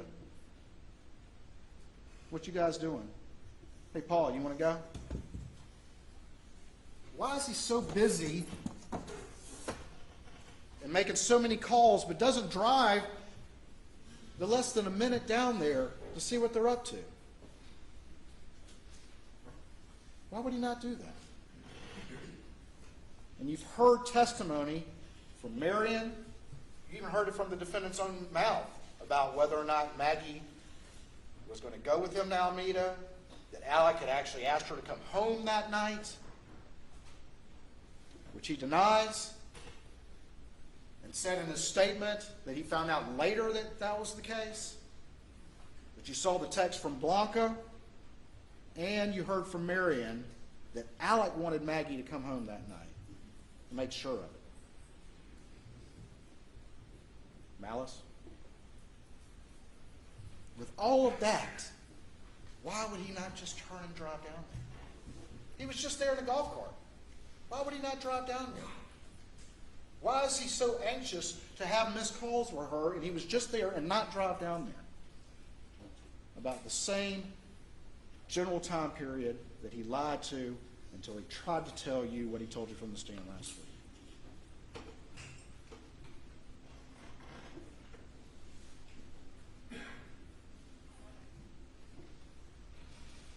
Right here,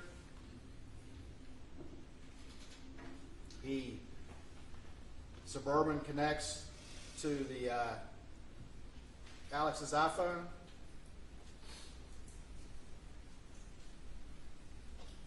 He calls Maggie at 9:06:52, and he's getting in the Suburban right at that time. Maggie's backlight goes off from 9:07 to 9:31, and you've heard the testimony from the various experts about the backlight. And then he leaves Moselle Road at 9:07:06. All of this is fitting together. He's on the move. At 9:08:36, he's right here doing 42 miles an hour, and there's Maggie's phone location. And at 9:08:42, he's just past it. And at 9:08:58, just 20 seconds after he's almost at that location, he texts Maggie's phone and says, "Going to check on him, be right back." That text was unread.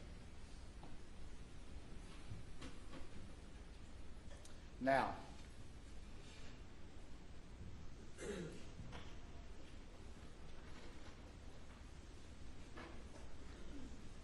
there's been a lot of discussion from all the experts about the backlight issue.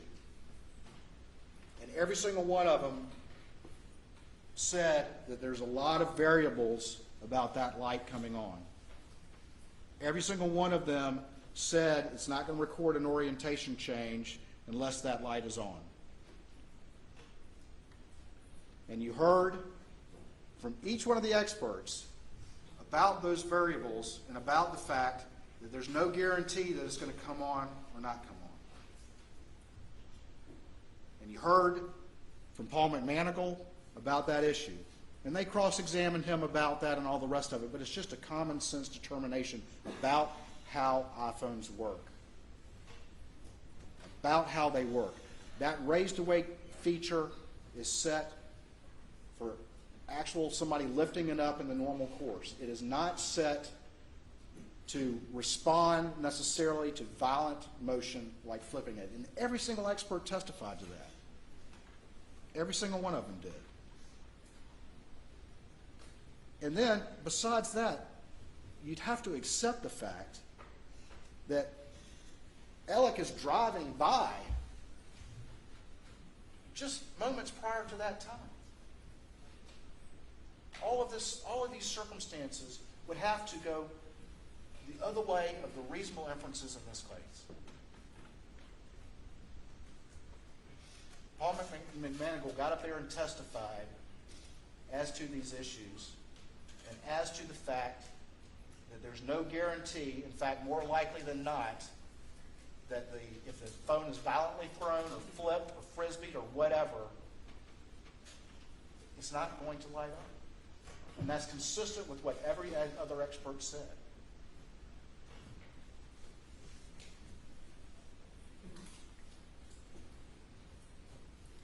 (9:07 to 9:22). The defendant's on the way to Alameda, and you heard testimony from Mr. Rudofsky about this, from Agent Rudofsky. He's hitting 74 miles an hour at night on that particular route. What's he in a hurry about? That's faster than he drove to work. Why is he in a hurry? Because he knows he has to compress that timeline. And then along the way, he's manufacturing the alibi by making these short calls. 60 seconds. He calls Chris Wilson. He calls John Marvin. Chris Wilson calls him back. He's on the phone the entire way. Does he say to any of them, hey, I can't get Maggie on the phone? Say anything like that? They're very short. He doesn't talk about much.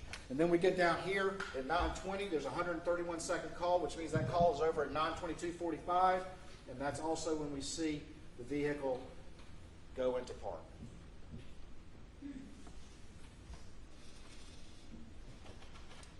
That's when we have the arrival at Alameda as well. And you heard from defense witnesses that, well, people would park around back right there. Okay. It's also, though, near these structures. There's that line right there. But what do we see? From 9:22 to 9:32, we've got 195 steps taken.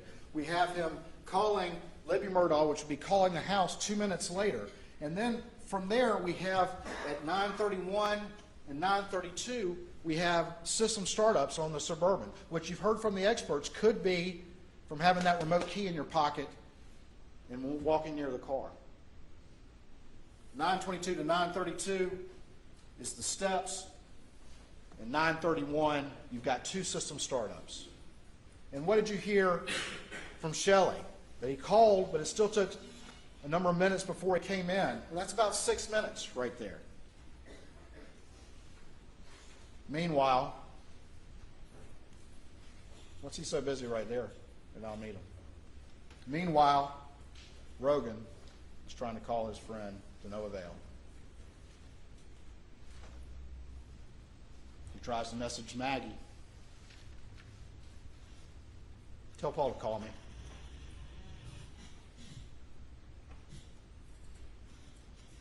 Neither one of them can respond.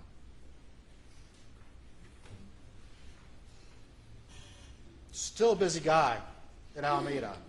9:35 and 9:45, we've got 60 steps. We also got another at 9:36, around the beginning of that time period, another hit on the system startup. 9:36 to 9:41. Down here, about a 5-minute period, and we've got another hit. And then at 9:43:05, the Suburban moves out of park. He's not there very long. And he's moving around a lot, and he's sitting off that car while he's at Alameda. He told law enforcement multiple stories about his trip there. You heard Miss Shelley Smith talk about that. You heard her talk about him trying to tell her how long he had been there. He says he was just trying to tell her the truth, but that's not how she felt. And Blanca didn't feel the same way when he tried to talk to her about what he was wearing that night. Both of these being people that's worked for that family for a long time. But he's a busy guy during all of this. Leaving Alameda, we have the pause. 9:44 and no seconds to 9:44 and 54 seconds. And that's during the time period that Alec calls that phone of Maggie's again. This is the time period where he remembered, because I asked him on cross, and he remembered very specifically about his phone falling down on the console and that whole story. Is that true, ladies and gentlemen? Or is he coming up with some details on the fly when he can't remember more important things, like what was the last conversation you had with your wife and child when you jetted down to the kennels and back? What did y'all talk about at dinner? What were you doing from 9:02 to 9:06? Those are questions he doesn't want to answer. But would a reasonable person remember those things Would they not replay in their mind every day the last conversations that they had? Why would you remember that console story? Because he lies convincingly and easily, and he can do it at the drop of the hat. And you've heard testimony about that. He's been doing it to all the people who trust him for years. And he did it to y'all. He's manufacturing an alibi. He's smart. He's a good lawyer. His family has a history of prosecution. He understands these issues.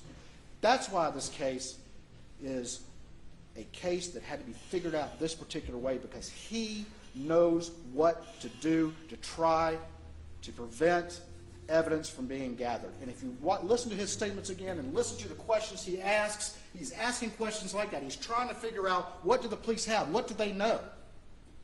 He's a prosecutor trying to manufacture his alibi, and we see this again. He calls Paul. He sends a text, "Call me, babe." Of course, none of that's read or responded to. And then, in 9:52:15, he calls Chris Wilson. "Call me if you up. Call me if you up." And Chris calls back, and they chat for about 2 minutes, including the connection time. 2 minutes. And what does Chris Wilson say? Well, he says it was a normal conversation. Well, of course it is with this guy. He's convincing. But what does Chris say? The only thing that they talked about was Chris bringing up some case. And then Alec was like, "Hey, I got to go. I'm at Alameda."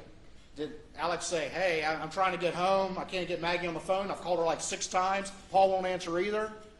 Did Alex say, he said, "Call me if you up"? Did Chris say that Alex said, "I got to ask you a question," or "Let's talk about this"? No, Chris brought up some case, and it was mundane.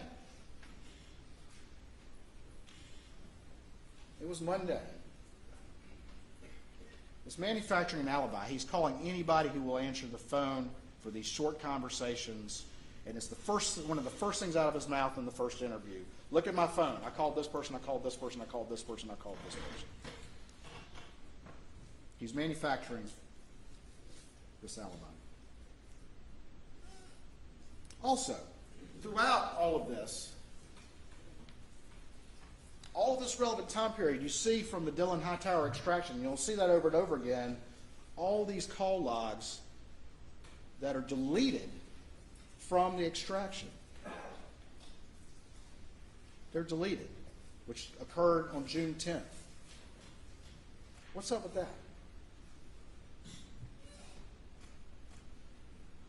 On the way back,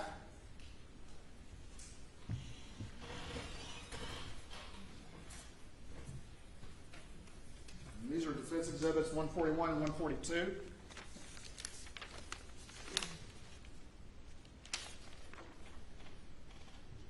Rolling pretty heavy at 75 to get there. And I'm sure the defense will point out that 80 miles an hour was a peak. Still running pretty good there. What's he in a hurry about in the dark? Doing 80 miles an hour at 9:51:42, rolling 80 when he texts Chris, "Call me if you're up." His peak speed when he's texting me. 10:01, he arrives at Alameda, and this is going to be important. Rogan, of course, is trying to call Paul, and he texts Paul, "Yo," which is unread, but hits Paul's phone. And then he gets to, says Alameda. Sorry about that. That's obviously back at Moselle. He gets there. He's shifting in and out of park from 2200, which is 10 o'clock, to 10:01:43. He's calling Maggie at 10:03:58. And then at 10:05:06, he leaves for the kennels. At 10:05:57, he arrives at the kennels about a minute later. Make it a minute in a Suburban. How long is it going to take in a golf cart?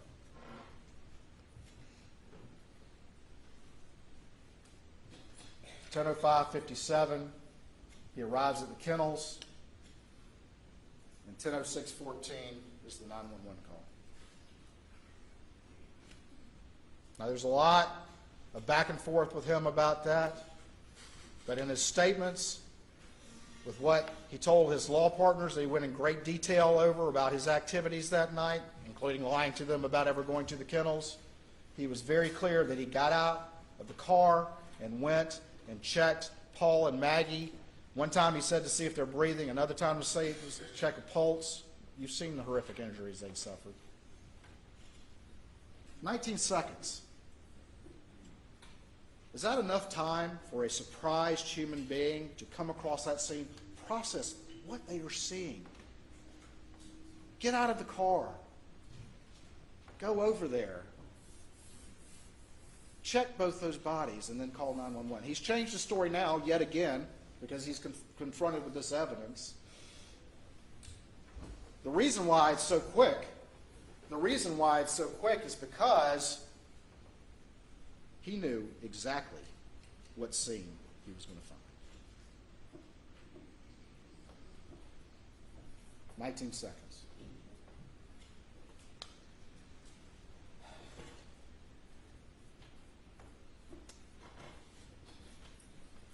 During that 911 call, and you can hear it on the 911 call, he leaves for the residence from 10:11 to 10:14, and you can see the map points on there.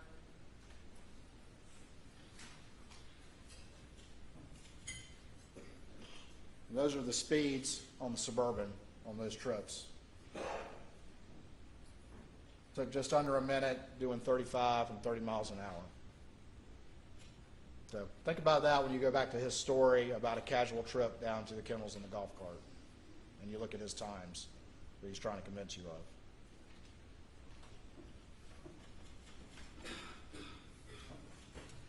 of. (10:17), he gets off the 911 call.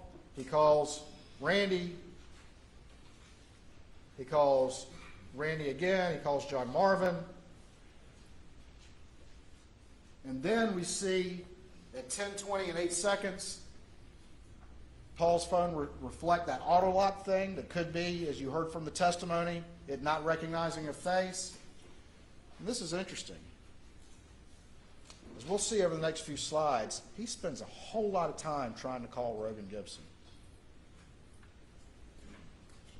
He told you, oh, well, he's a good boy, he lives down the street, he lives close by. He's calling Rogan before he calls many of his family, before he calls Buster. Calling Rogan multiple times. And those texts would have come in on Paul's phone. What's he so concerned about? He said he turned Paul over and his cell phone popped out.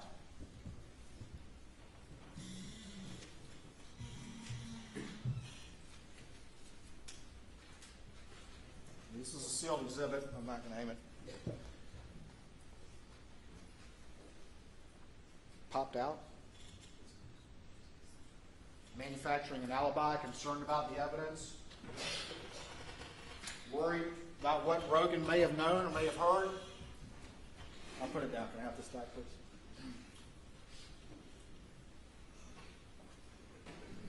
I'm sorry, Monsieur. Thank you, Monsieur.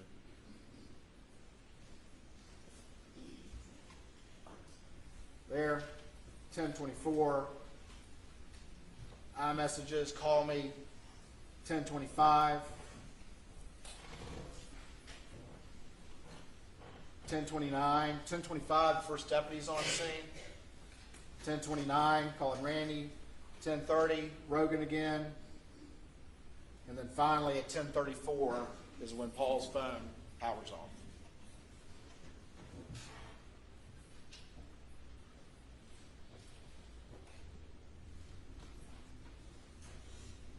Opportunity. Motive, means, and opportunity.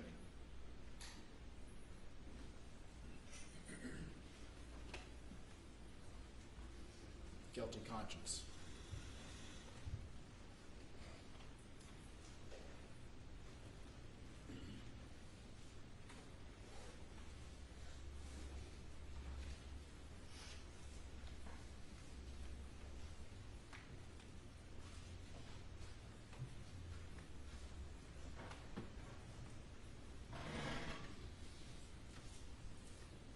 already kind of talked about these, so I'm not going to belabor the point, but you heard from Blanca Simpson. Blanca Simpson said he was wearing like a polo shirt when he left. He was wearing this shirt in the Vinnie Vine. She recognized both of those. He, of course, turned over the T-shirt that he was wearing when law enforcement arrived. And then you heard Blanca say he later tried to convince her that he was wearing a Vinnie Vine shirt. 3 shirts in one day, and a 4th one he tried to get Blanca to say. And you heard her testimony. She felt very uncomfortable by that. Multiple changes of shoes in the day. He wouldn't be wearing those shoes if he were out riding the property.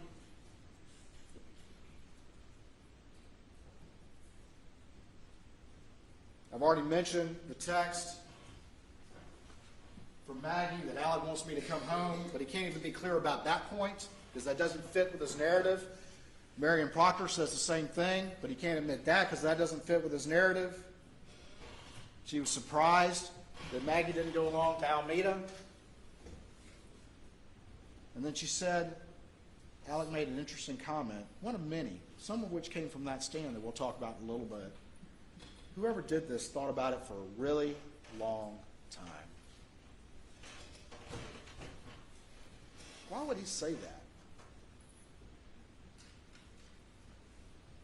Because he told you that it was just random vigilantes from the boat case, of which there is no evidence whatsoever that you've seen in this record.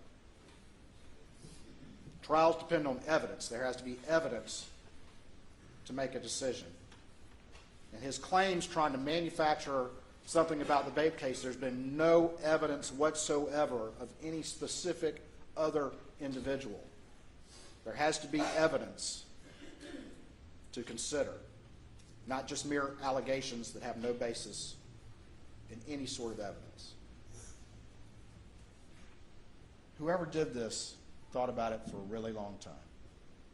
I think if you think about the defendant's statements and some of the things he says, a lot of times he says things in one context, but he means them in another.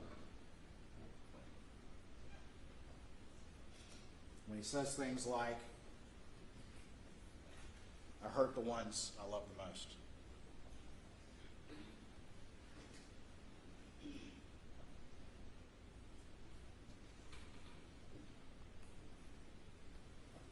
We talked about Shelley.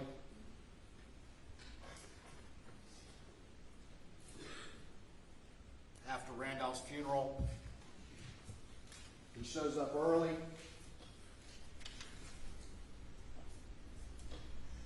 She might have said Wednesday, but there was other information that Randolph's funeral was on Monday. But anyway, shows up with something blue, shows up early, wants to come in, goes and moves some vehicles. And then there's that raincoat, huge raincoat. She calls it a tarp, but it's a huge raincoat. And it's got a ton of GSR on the inside. And it's found in a closet upstairs.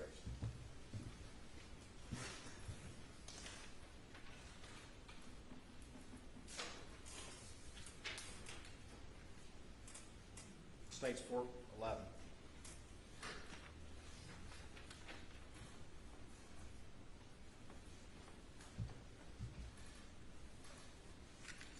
He was a busy guy at Alameda, as we just saw. Was moving around, kept hitting off of his Suburban. And then, of course, as you heard, he was with family for the next few days. After the funeral, he's back. And it was weird enough and interesting enough that Shelley said something about it. I'm also saying that in her experience, it was unusual for him to come that late.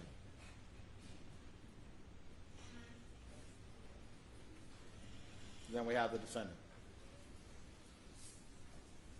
and his many statements.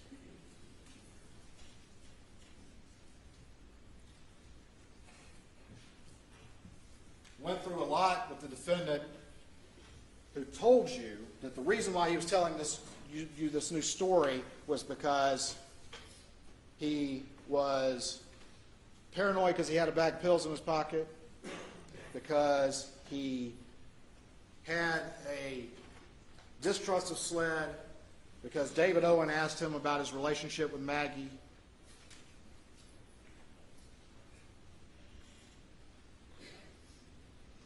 his law partners told him that he should have an attorney present, which one is in here, one of his law partners sitting in the back.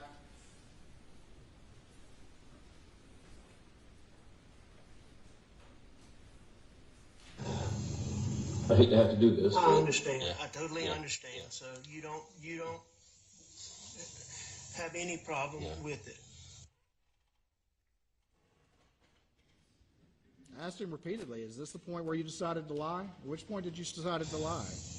I hate to have to do this. I but- understand. I didn't mean to do that twice. I hate- Or was it this point, when he first says, I was at the house? I was at the house. Or was this the point? He said, he mentioned specifically, and he kept adding factors, and one of the things was, well, Dave Owen asked me how my relationship was. This question, this is when he decided to lie? How about yours and Maggie's? Wonderful. I mean, I'm sure we had little things here and there, but we had a wonderful marriage, wonderful relationship.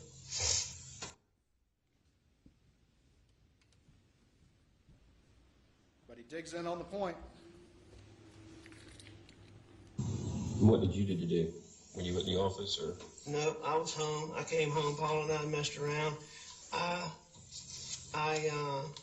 I was up at the house. I laid down, took a nap on the couch, probably, I don't know, 25, 30 minutes. I got up. I called Maggie. Didn't get an answer. And I left to go to my mom's. She had said,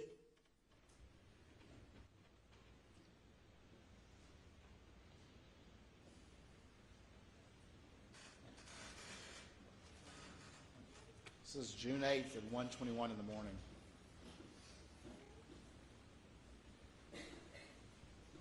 And he's admitted to you that he's lying right there. Look how easily he did it. About such a crucial thing.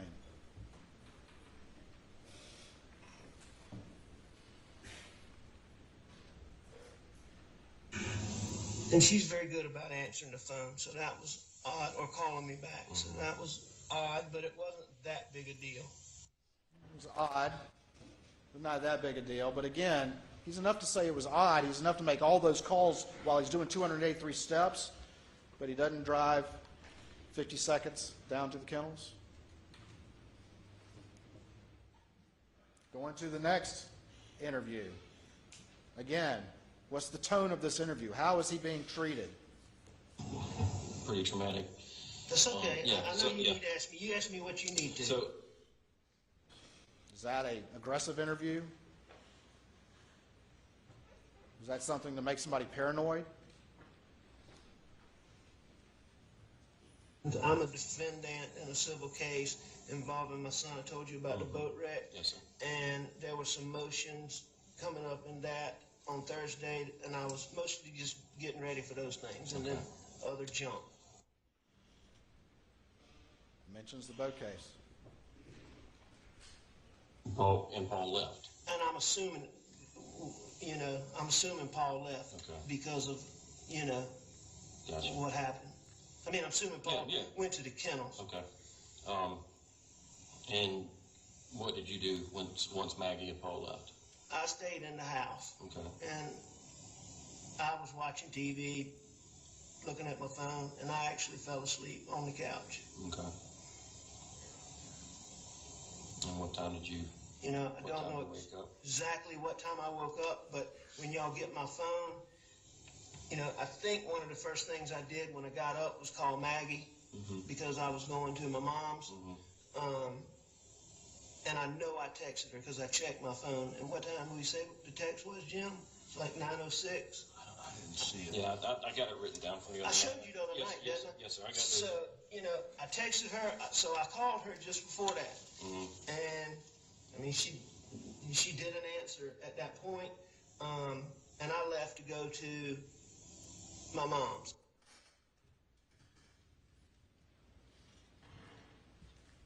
So easy for him to do. And you said you laid down and took a little nap, and when you got up, Maggie and Paul was gone, or did they leave when you laid down? Or before you laid down? I believe that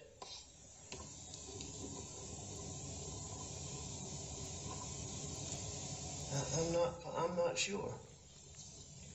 But they weren't there when you woke up around the 9 o'clock mark or so when you made the call to Maggie to let her know you was going to your No, nobody was in that house when I left. Adding more detail, that's just lies. Watch how he responds to this one. Watch what his head does. See if you observe that yourself when he's over there looking you in your eyes and trying to convince you of something. Trying to narrow that. The last time that you saw Paul and Maggie's when y'all were eating supper. Yes, sir.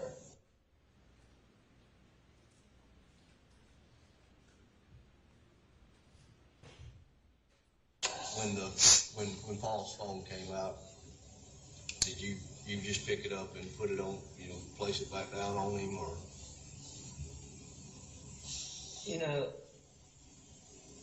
Yeah, I did not try to open it or anything.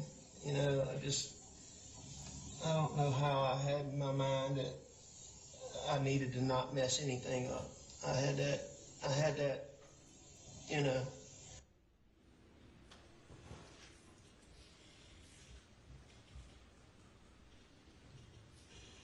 Going to the third interview on August 11th. And after dinner, Maggie and Paul went to the kennels, or? I don't know exactly how that went. I stayed on the couch and I dozed off.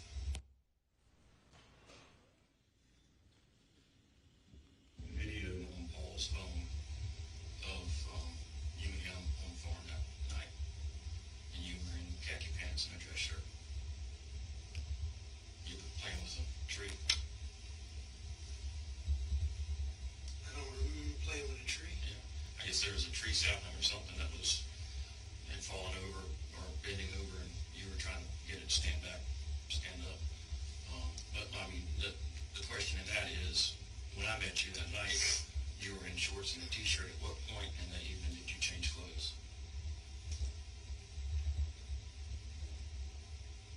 I'm not sure. It would have been, Before dinner or after dinner? no, it would have been, what time of day was that? I would have thought I had already changed.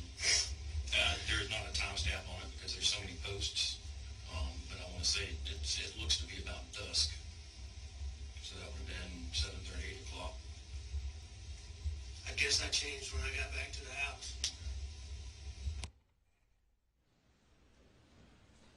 He had some very specific recollections for y'all when he testified with his new story that had never been heard until last week.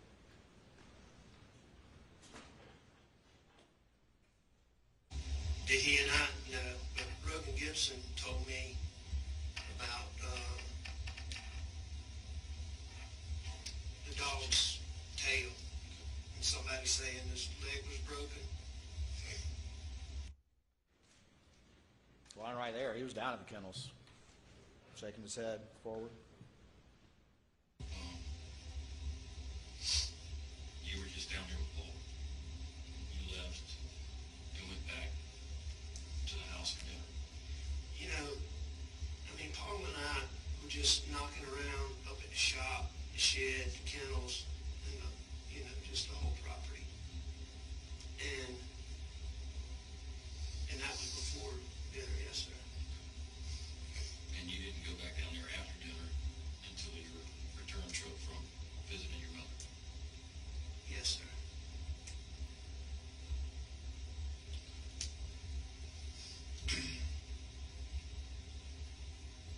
I've got information that Paul was on the phone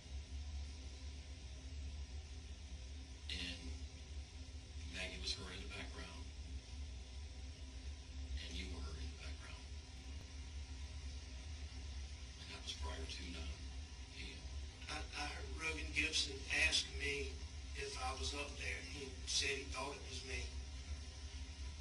Was it you? At 9 o'clock? Yes, sir. No, sir. Not if my times are right. Who do you think it could have been? I have no idea. And Rogan's been around your family for pretty much all of his life.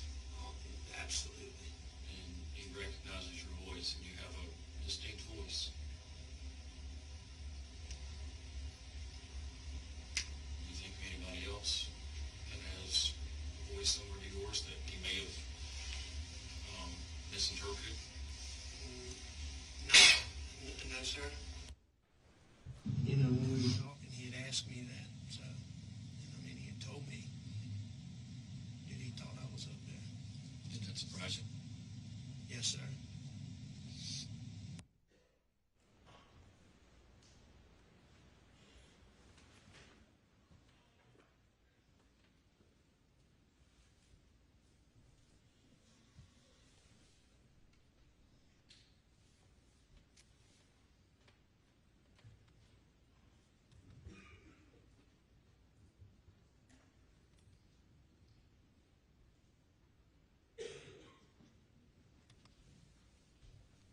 Come back to that.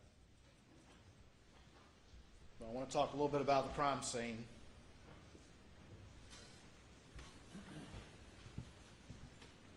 What it indicates. I want to advise everyone there would likely be sealed exhibits. I don't need the Elmo quite yet. I'll let you know, sure. You guys went out to the scene today, and you saw how it looks now. Take a good look at those trees and where they were back in the day of the incident. I'll put this up on the Elmo in a second.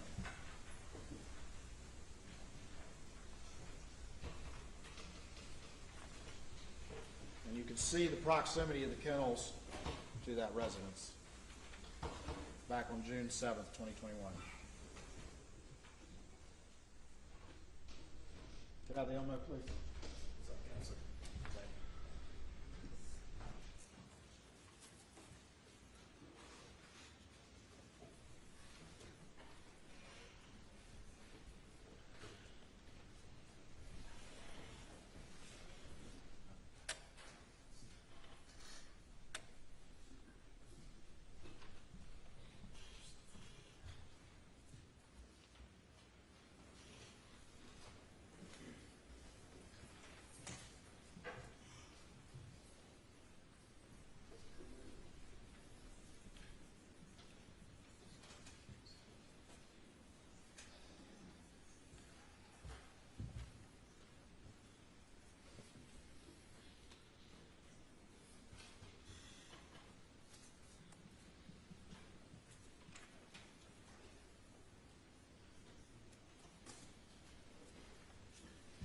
Have the PowerPoint back, please.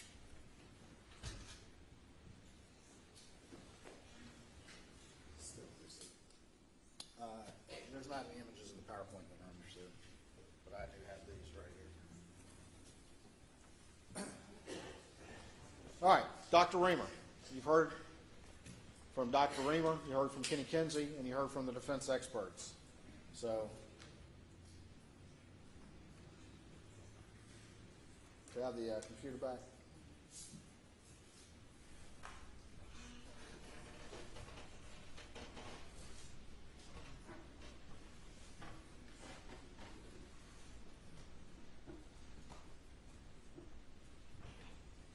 Paul, first blast to the chest, stippling, arms down, not fatal for a buckshot blast to the chest.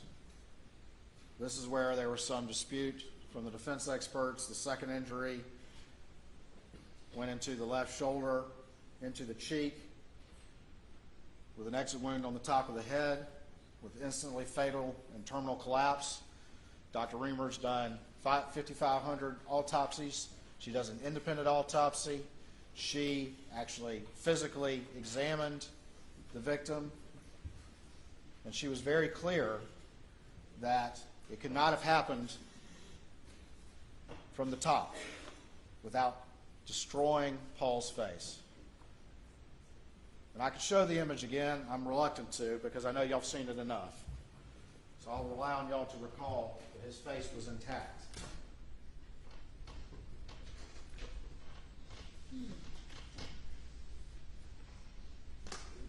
I'll rely on y'all to recall, and this is sealed, all the evidence up top here, at the top of the door. I will rely on y'all to recall Kenny Kinsey's testimony that buckshot don't reverse course, that the kinetic energy is going in one direction. I'll rely on y'all to recall all the biological matter that you see at the top of this door.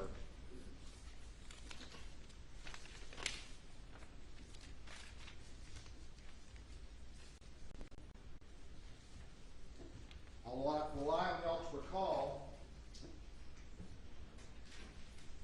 looking at States 339, which is the wadding from the shot to kill Paul. Because if you recall, the wadding from the chest shot was found still in his chest right here. This is the wadding on the ground from the shot to his head. And if one of the things that you recall from Dr. Reamer's testimony and looking at Paul's face was the abrasions around that cheek wound that came from the wadding as it entered there.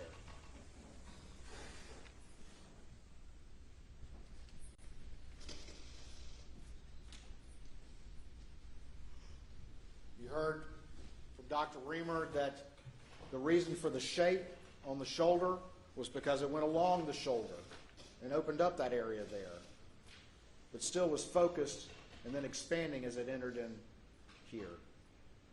But she also testified that if it was here, that force would not have left his face intact.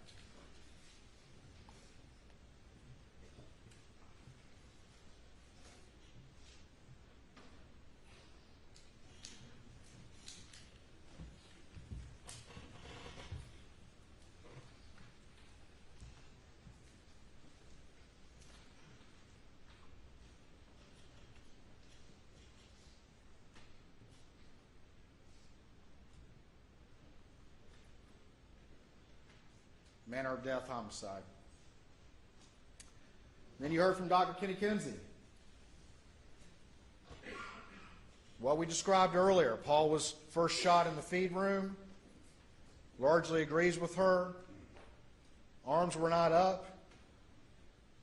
He believes the shot was a little closer and the lack of stippling could be chalked up to the black t-shirt, but also agrees, as she does, no defensive wounds.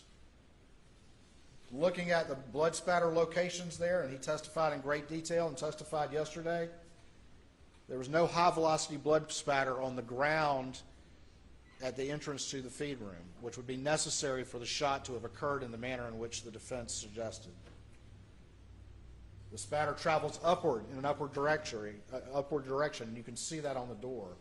He spoke of the void area, and then he spoke of the blood on the ground that was around where Paul drops, and that it's low-speed spatter. He talked about the dents in the feed room door, the pellet lodged in the door frame upward. It's only possible if it's traveling through Paul's head. Not possible if it's from a ricochet, as the defense suggested.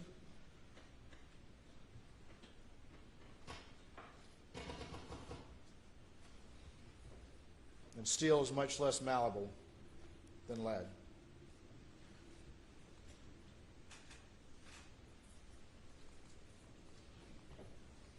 What else did he say?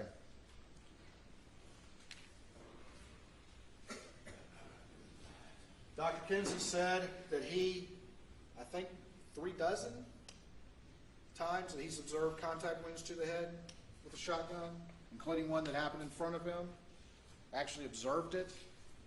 And he also said that any sort of contact wound like that would have destroyed the head and destroyed the face.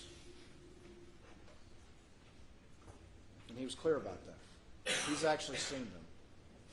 And I think what you see with the defense experts is they're coming to you with absolutes to try to make you consider that there's the possibility that a crime scene can definitively establish whether there's one or two shooters or whether or not they're of a certain height, and that's just not how it works. And you heard that from Dr. Kinsey. That's not how it works. Not how it worked in this scene. It's a red herring, ladies and gentlemen.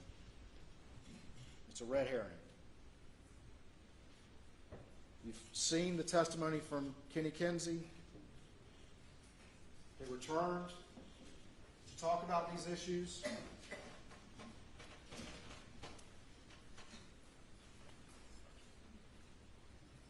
You saw the demonstration over there in the doorway? That seem realistic to you? Or is Kenny Kinsey's explanation consistent with the evidence, consistent with his experience, consistent with Dr. Reamer's 5,500 autopsies who actually observed the victims, consistent with the blood spatter, the lack of high velocity on the floor, but the existence of high velocity on the top, and the low velocity blood splatter on the floor? What's consistent with the evidence?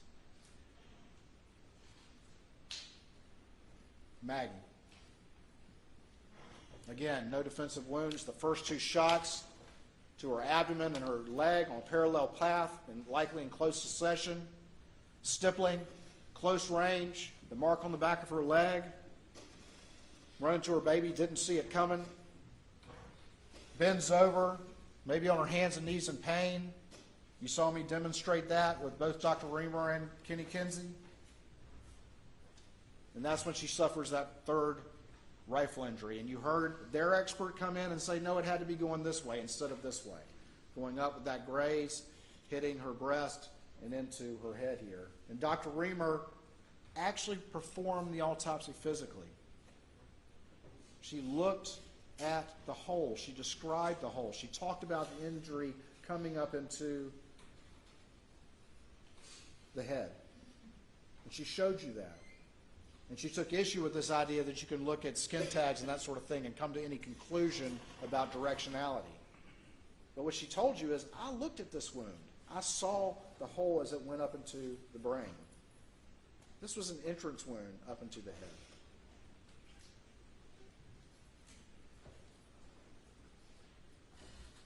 Instantly fatal and terminal collapse. The wrist wound could have been an extraneous wound, or it could be associated with this. Third rifle injury, and then, of course, the fourth rifle injury to the back of the head that had the canyon in effect. Would have been instantly fatal, except for the fact that this one, there has to be some clearance for that third shot to come up. Again, manner of death is homicide.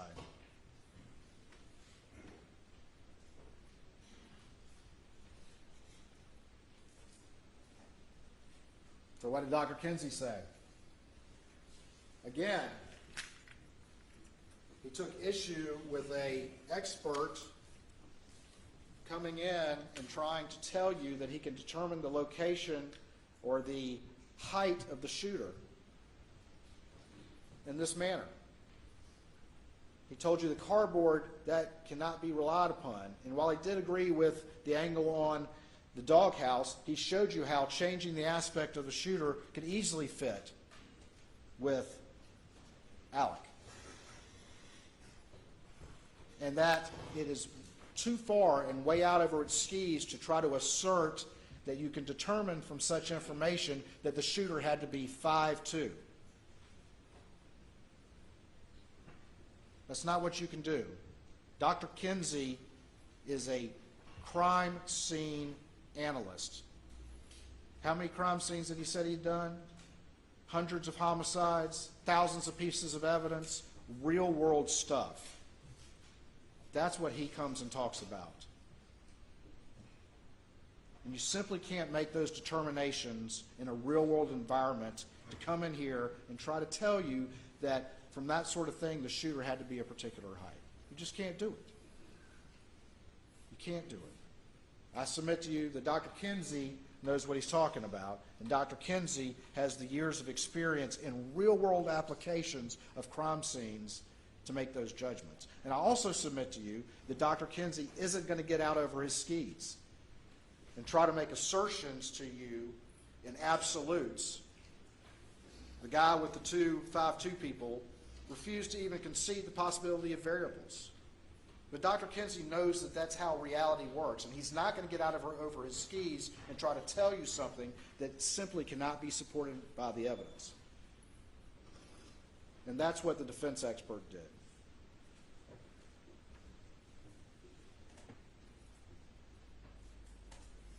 The shooter could easily be 6'4" or taller and fit all those bullet trajectories.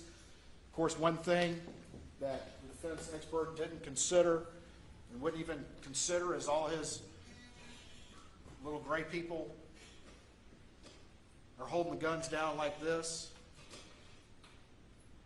No consideration of kneeling, of sitting, of being in any sort of different position.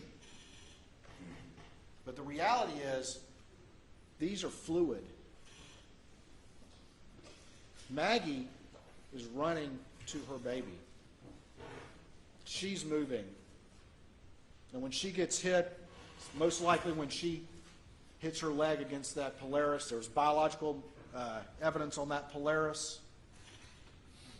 And she comes forward and collapses as Alec is moving around her, firing.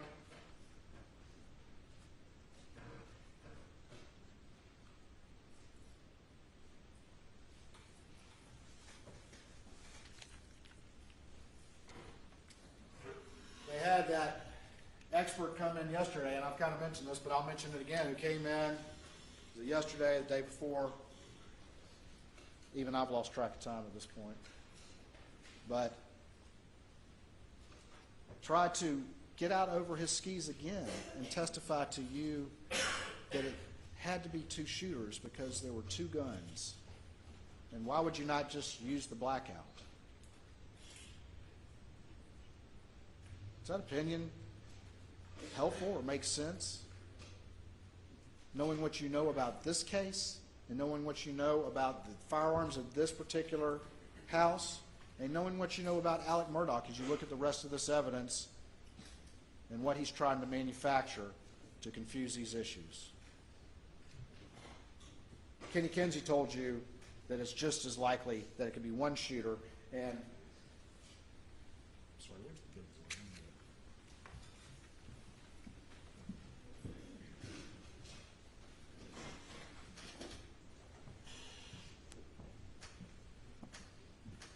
although this is not to scale, you have the feed room right here, Polaris is right here, and the cases, while they can't be relied upon as specific location, they still can be illustrating general area, and they're all in that area, moving from here to here.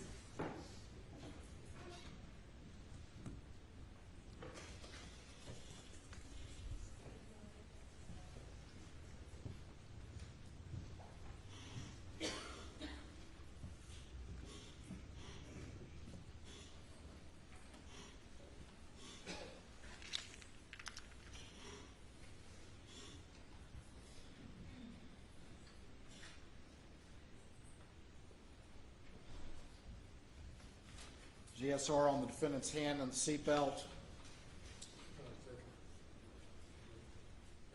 Ladies and gentlemen, we're going to take a 15-minute break. We'll go to the jury room. Please do not discuss the case.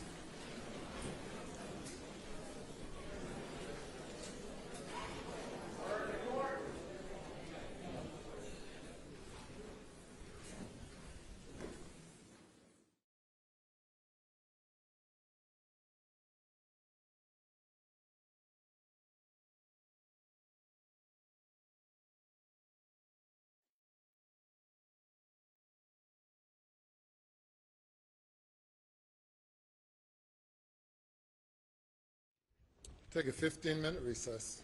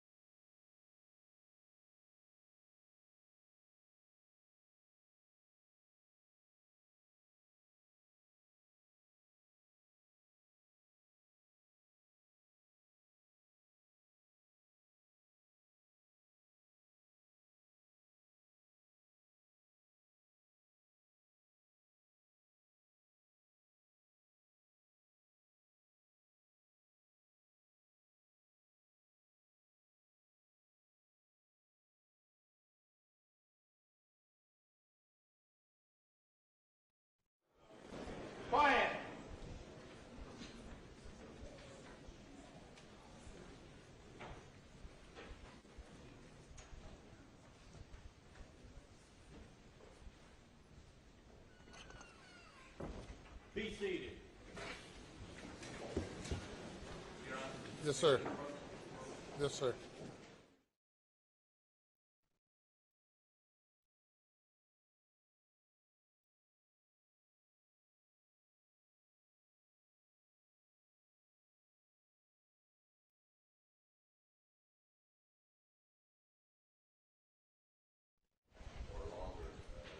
Another matter we would take up, so I was hopeful that we would, after he closes, we would move to the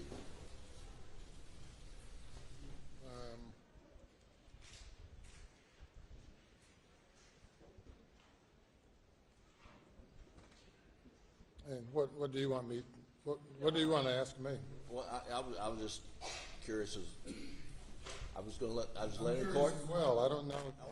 letting the court know how long my closing would be, and then if we went at 5, I wouldn't be done until 7 or 7:30.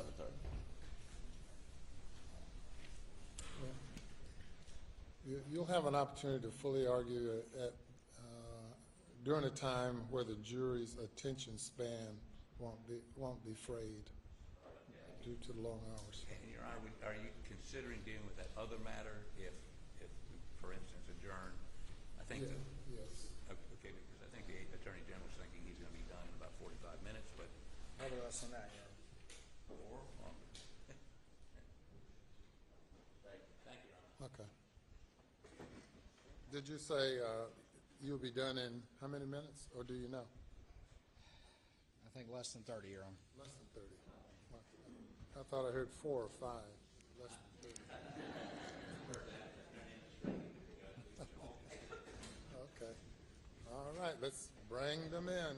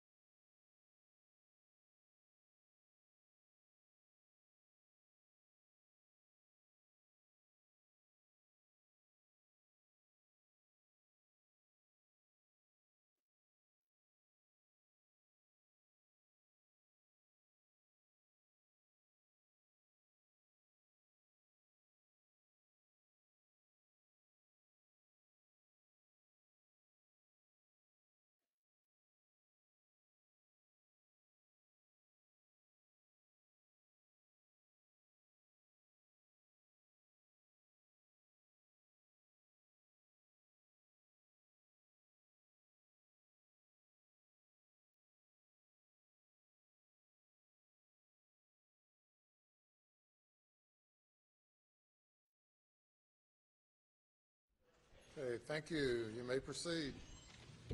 Thank you, Your Honor. May it please the court. Sir.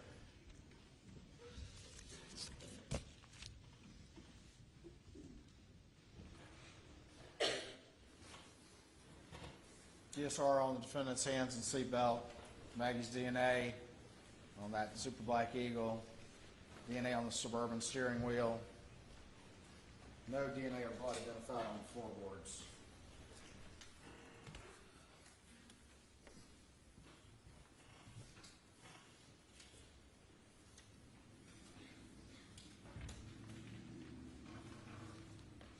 Showing y'all state 7. That's the how you doing comment. And the second officer walks up, how you doing?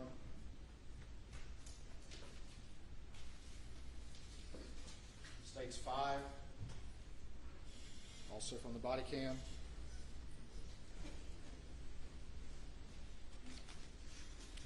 It's very dark out there. We can see how well lit it can be when the lights are on. 22. 93. 47.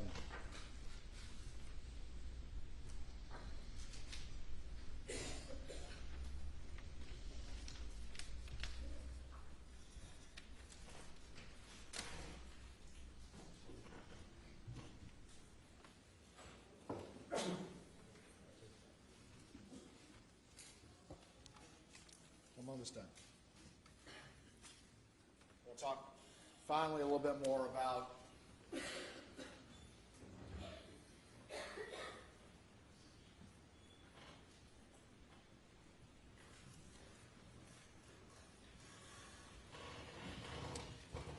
defendant's story to you that he told on Thursday. We've already talked about it. Just a couple more things. I asked him when he went down there, those dogs are clearly out in the kennel video. I asked him if the dogs were alerting on anybody nearby or in the woods, as dogs do. And he said no. He said that their dogs were not doing that.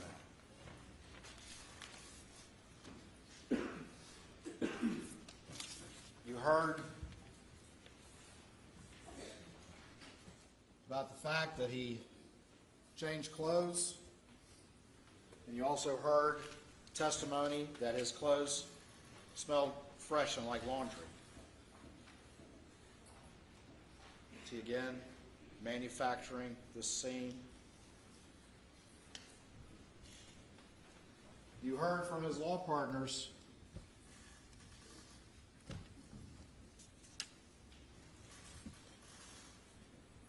that he was not, and also from Marion, that he was not overly concerned with figuring out what happened or any threats to Buster. And in fact, you heard in the telephone interview after the side of the road, they specifically asked him, are there any threats to Buster? And he said no. Why is there no threat to Buster? Because he was the threat to Maggie and Paul. He knows there's no vigilante out there. That's why he was never concerned about it. That's why he called Rogan first the night of. He knows the only threat is him.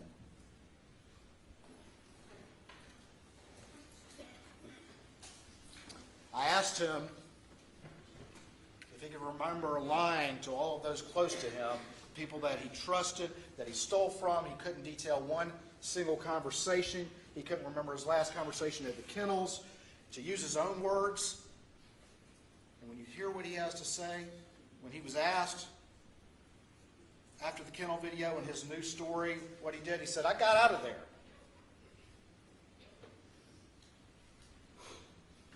He's got that photographic memory, but can't remember what he was doing when he was his most active on that day. He didn't say, if only I had been there. If only I had gone to the kennels. If only I could have stopped it. If only I had been there a little longer. He says, I got out of there.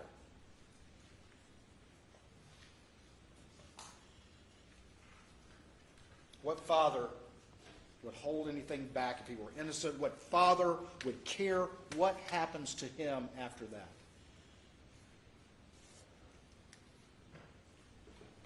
He claims he told you that he had cooperated with SLED. But he hadn't. There's nothing more important if someone's innocent to telling law enforcement when the last time the victims were alive. I just saw them. I saw them at 8:50. I saw them at 8:49. They're still out there. Go get them.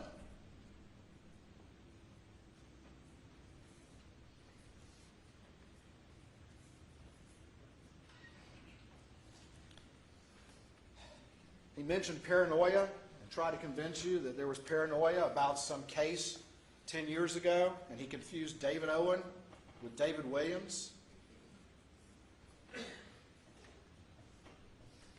He got on the stand, ladies and gentlemen, and as he got confronted with things, as he was allowed to keep talking, he kept adding a new factor and a new factor and a new factor to justify why he's lying to you, why he had lied to law enforcement, and to justify why he's telling you what he's telling you now.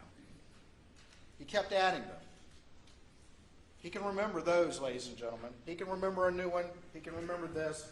And the problem with that is that there's no mistaking David Owen for David Williams. We showed you that picture of David Williams.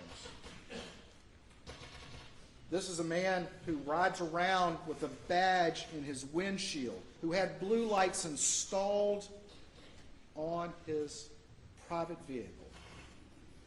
And if you need any proof that he makes up lies and is very convincing with them and makes them up on the fly,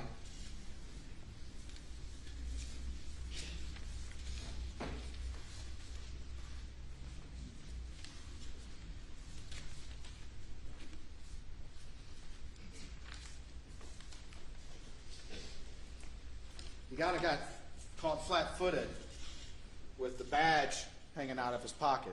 He tried to assert to you that sometime maybe it was an accident, that this badge is hanging out of his pocket. How was that an accident? See how quickly he was able to lie? But more importantly, the blue lights. He sat there and told you 3 times, I think he said his name 3 times, that Sheriff Smalls, the former sheriff of Hampton County, gave him permission to put blue lights in a private vehicle for a part-time assistant solicitor. And blue lights in a private vehicle. He told you 3 times, effortlessly got up there, pivoted, and lied to you. Because Sheriff Smalls came in here and said, of course not. That never happened. I've never heard of such a thing. This is a man who made his trade on lying. He lied about the most important fact in the case, and he sat there and effortlessly and easily pivoted to a new lie when confronted with something he wasn't prepared for. And the sheriff came in here and said, no, that never happened. Of course not. But he looked y'all in the eyes and told you that. Looked you all in the eyes and told you that. As if, what's your problem, Mr. Waters? Sheriff Small said it was okay.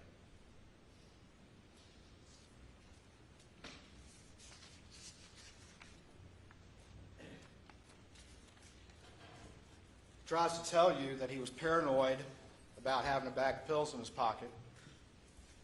The man who had blue lights in his car and had a badge, rides around with a badge in his windshield. That's what he thinks of his power and prestige, and that's what he thinks of appropriate use of authority, is to put it up there. It only serves him. It's only there to serve him. But he's tried to also tell you that he gets paranoid, and so he's tried to lie about the most important fact that he could offer law enforcement when his wife and son were brutally murdered because he had a bag of pills in his pocket, but yet in the same breath says, I wasn't concerned about the law firm and that fair stuff. I'm not concerned about the boat case.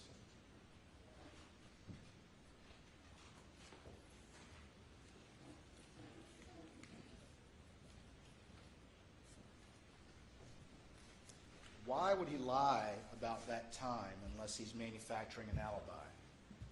And that's just why it took him only 19 seconds to call 911, because he knew what he was going to find out there. This has all been constructed by him to try to confuse the situation.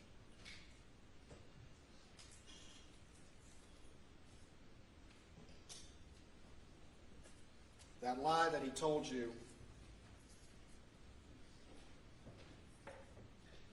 he tried to make it seem like he'd been trying to tell this, but he also admitted on the stand that, and as did his brother, that his own brothers heard it for the first time last week.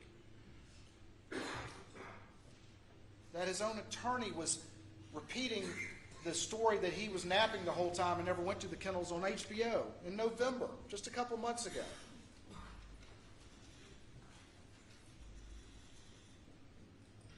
A lot of people lie, ladies and gentlemen. A lot of people lie. When it's really important. Something like this brutal murder,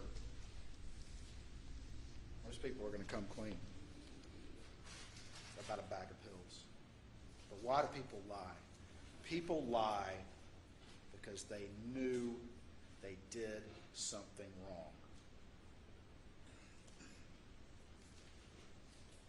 That's why he lied, ladies and gentlemen. And just like always, when confronted with new evidence that he no longer can deny, he backtracks, he pivots, and he tells a new story from that stand and looks you all in the eye. And then when new evidence comes up on cross, he backtracks and he pivots and he tells another new lie. And I'm sure if he could get up there again, he'd be telling, well, let me rephrase that. He said so many witnesses are lying on him. They're all lying on him. But the one thing we know as a constant is that he lied to them. Mark Tinsley's lying. Jeannie Secondger's lying. Shelley Smith is lying. Blanca's lying. Everybody's lying on the master liar.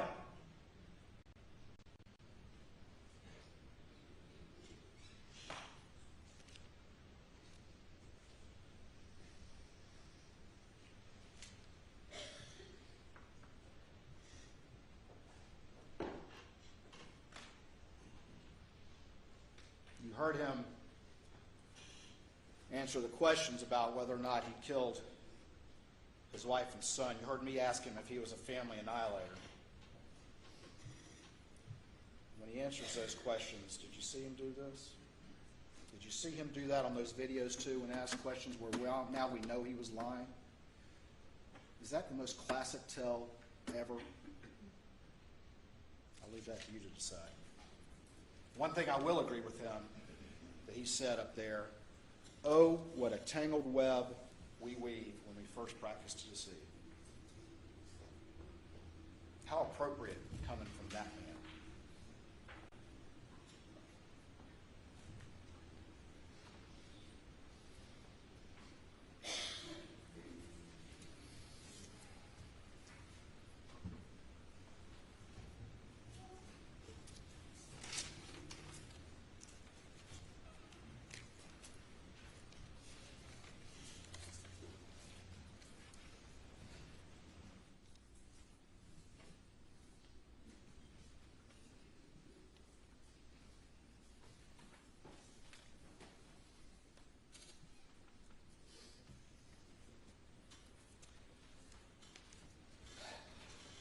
This man is trying to sell you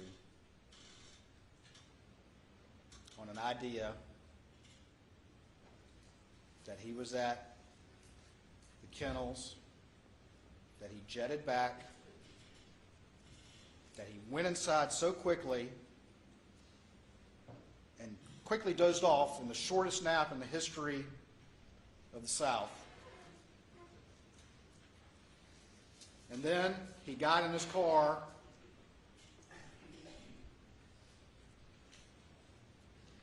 just seconds after the supposed vigilantes. These vigilantes that apparently are 5'2", that knew somehow that Paul and Maggie would be both at Moselle on the evening of June 7th between 8:44 and 9:02, that also knew that they would be alone at this time. They knew that Alec would not be at these kennels. And they also knew the property well enough to get to the kennels. They also assumed that they would find ammunition and guns there, so they didn't bring those. And they traveled the same route as Alec after his short 20-second nap, and knew that he would be visiting his mother at Alameda during that time. Those are the circumstances that you'd have to accept. The 5'2" vigilantes that arrived somehow in that tiny time period between 8:49 and 9:02, and that's given him every benefit of the doubt as to the story he told you, sprinkled with a bunch of new lies as well. That somehow they arrived during that time. The dogs never heard them or ran to them. Somebody put the dogs up in the wrong kennels. Somebody rolled up the hose.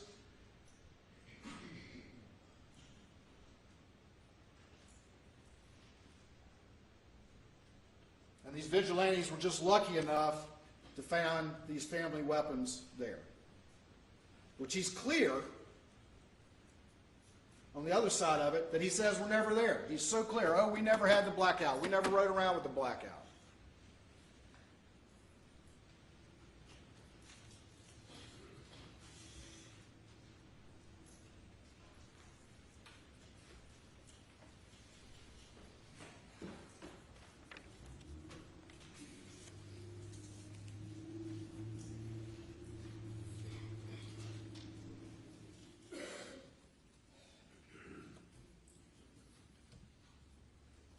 No one knew who he was.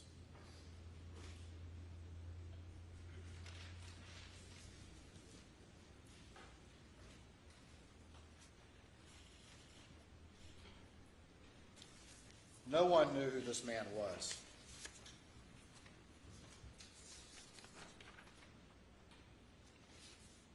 He'd avoided accountability his whole life. He had relied on his family name. He had a powerful family. He carried a badge and used that authority. He lived a wealthy life. But now finally, he was facing complete ruin. His father, who he idolized,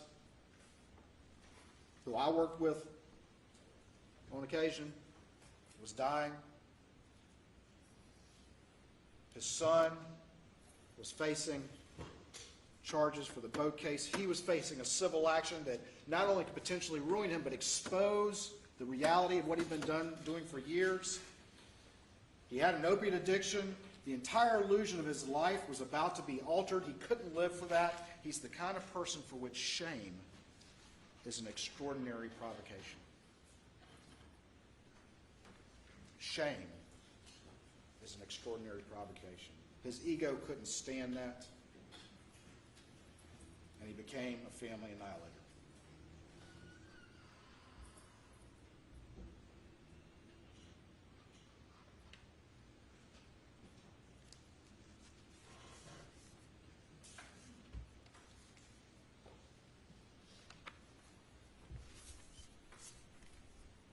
And I was thinking,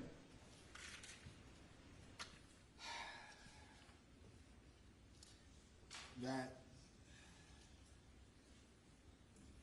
people who get the last word in this courtroom are y'all. And a lot of witnesses have testified over the last 6 weeks, but there's a couple that never get to testify that are important, and that's common sense and human nature. And there's 2 more that don't get to testify. We couldn't bring you any eyewitnesses because they were murdered. But common sense and human nature can speak on behalf of Maggie and Paul. When you look at this in its totality, common sense and human nature can speak for them. And they deserve a voice.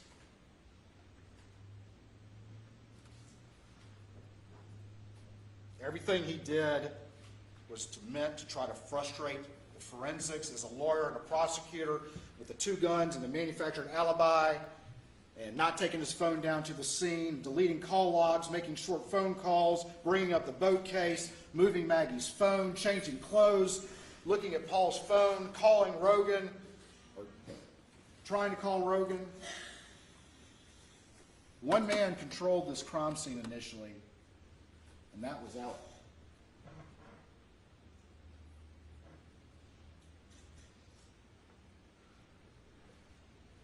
But there were some things he couldn't control. And we brought those to you.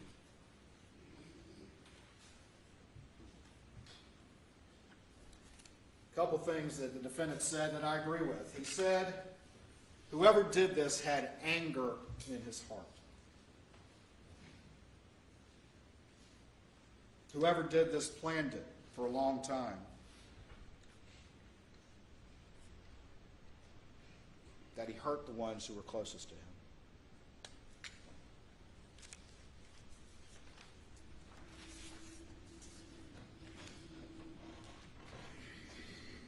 It may be hard to fathom, ladies and gentlemen, that when you put all these circumstances together and really understand who he was in the entirety of his life,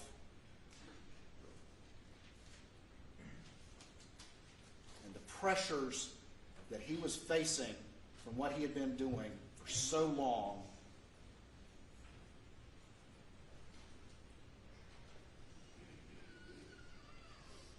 you can understand it.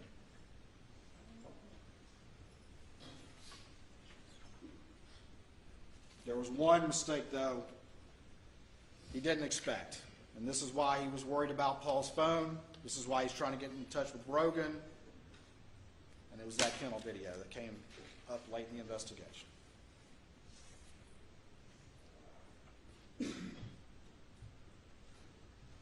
One of the things I asked him,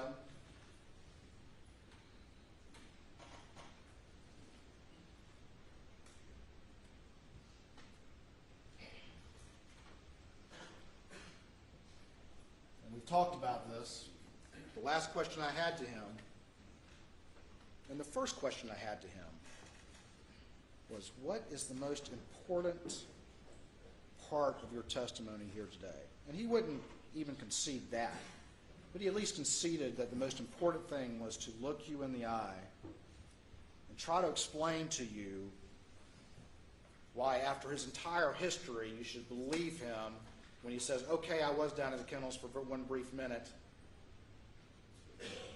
but I had nothing to do with this. And we went through that long cross in which he identified all these factors, from his partner saying having an attorney, you need to have an attorney present, to his distrust of SLED, to Dave Owen asking him about his relationship. And I asked him, at what point did you decide to lie? And he finally agreed, okay, it was in this interview. It was that moment in the June 8th interview. It was during that interview.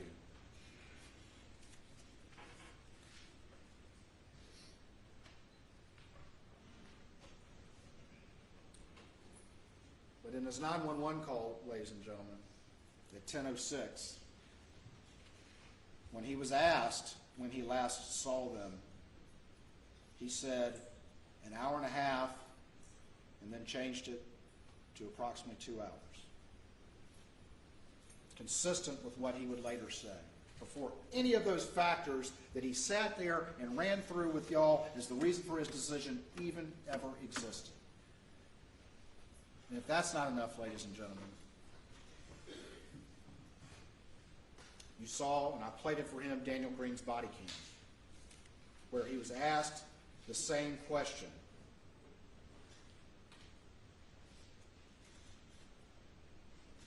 And he said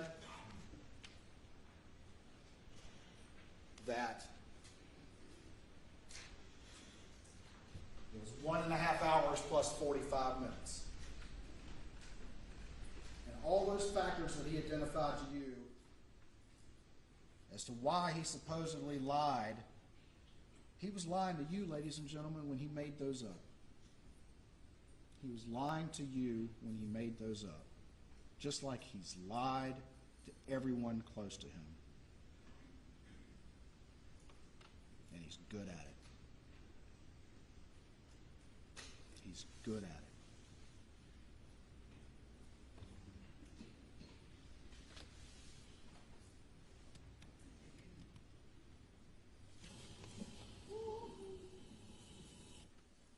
Is that up?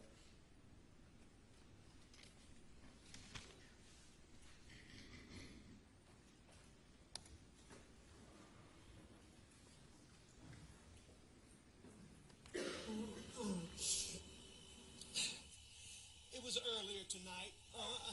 I don't know the exact time, but I left. I was probably gone an hour and a half from my mom's, and I saw them about 45 minutes before that. Okay. I rode around with Paul.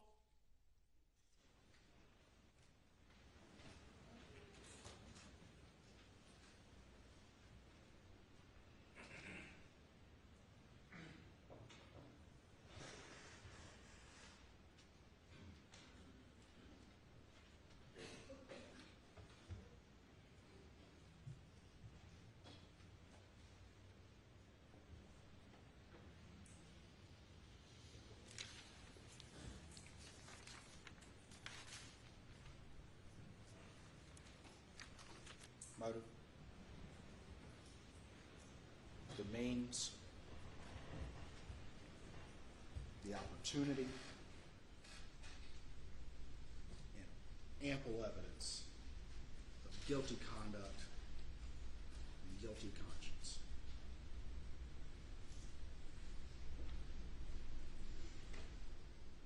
All four factors are present.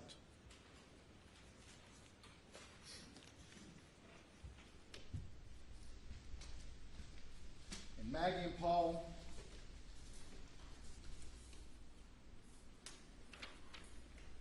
deserve a voice.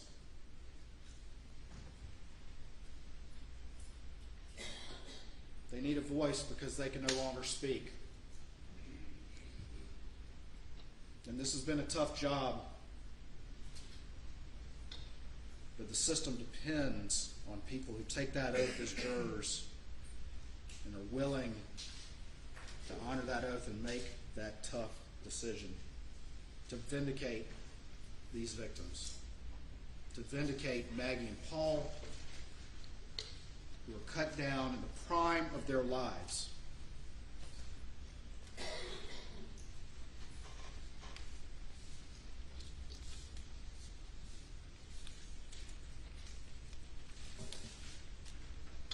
This is a sealed exhibit.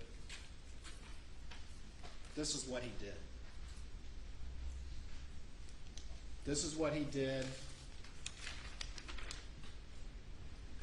right here.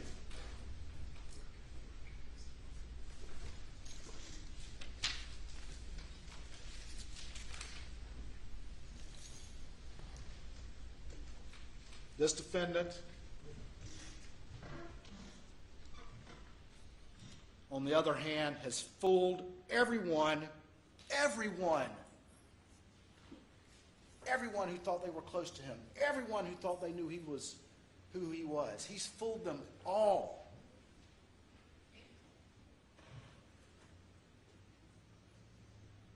And he fooled Maggie and Paul too. And they paid for it with their lives. Don't let him fool you too. On behalf of the state of South Carolina, I ask you to return a verdict of guilty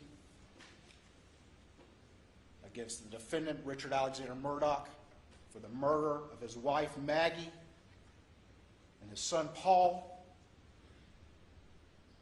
and for his possession of firearms during the commission of those malicious offenses. Thank y'all for your attention during this long trial.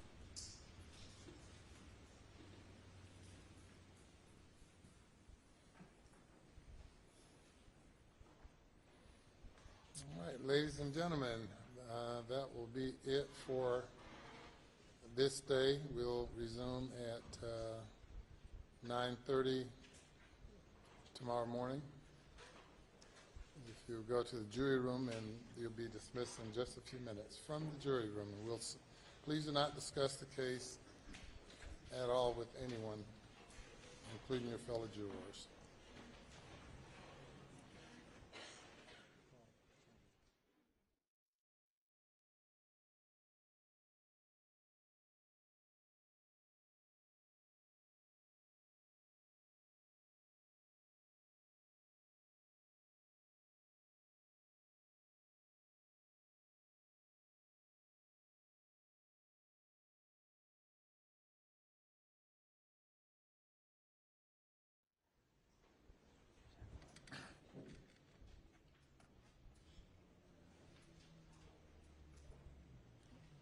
We'll recess until 9:30 tomorrow morning, except for the matter that we will address in chambers with counsel.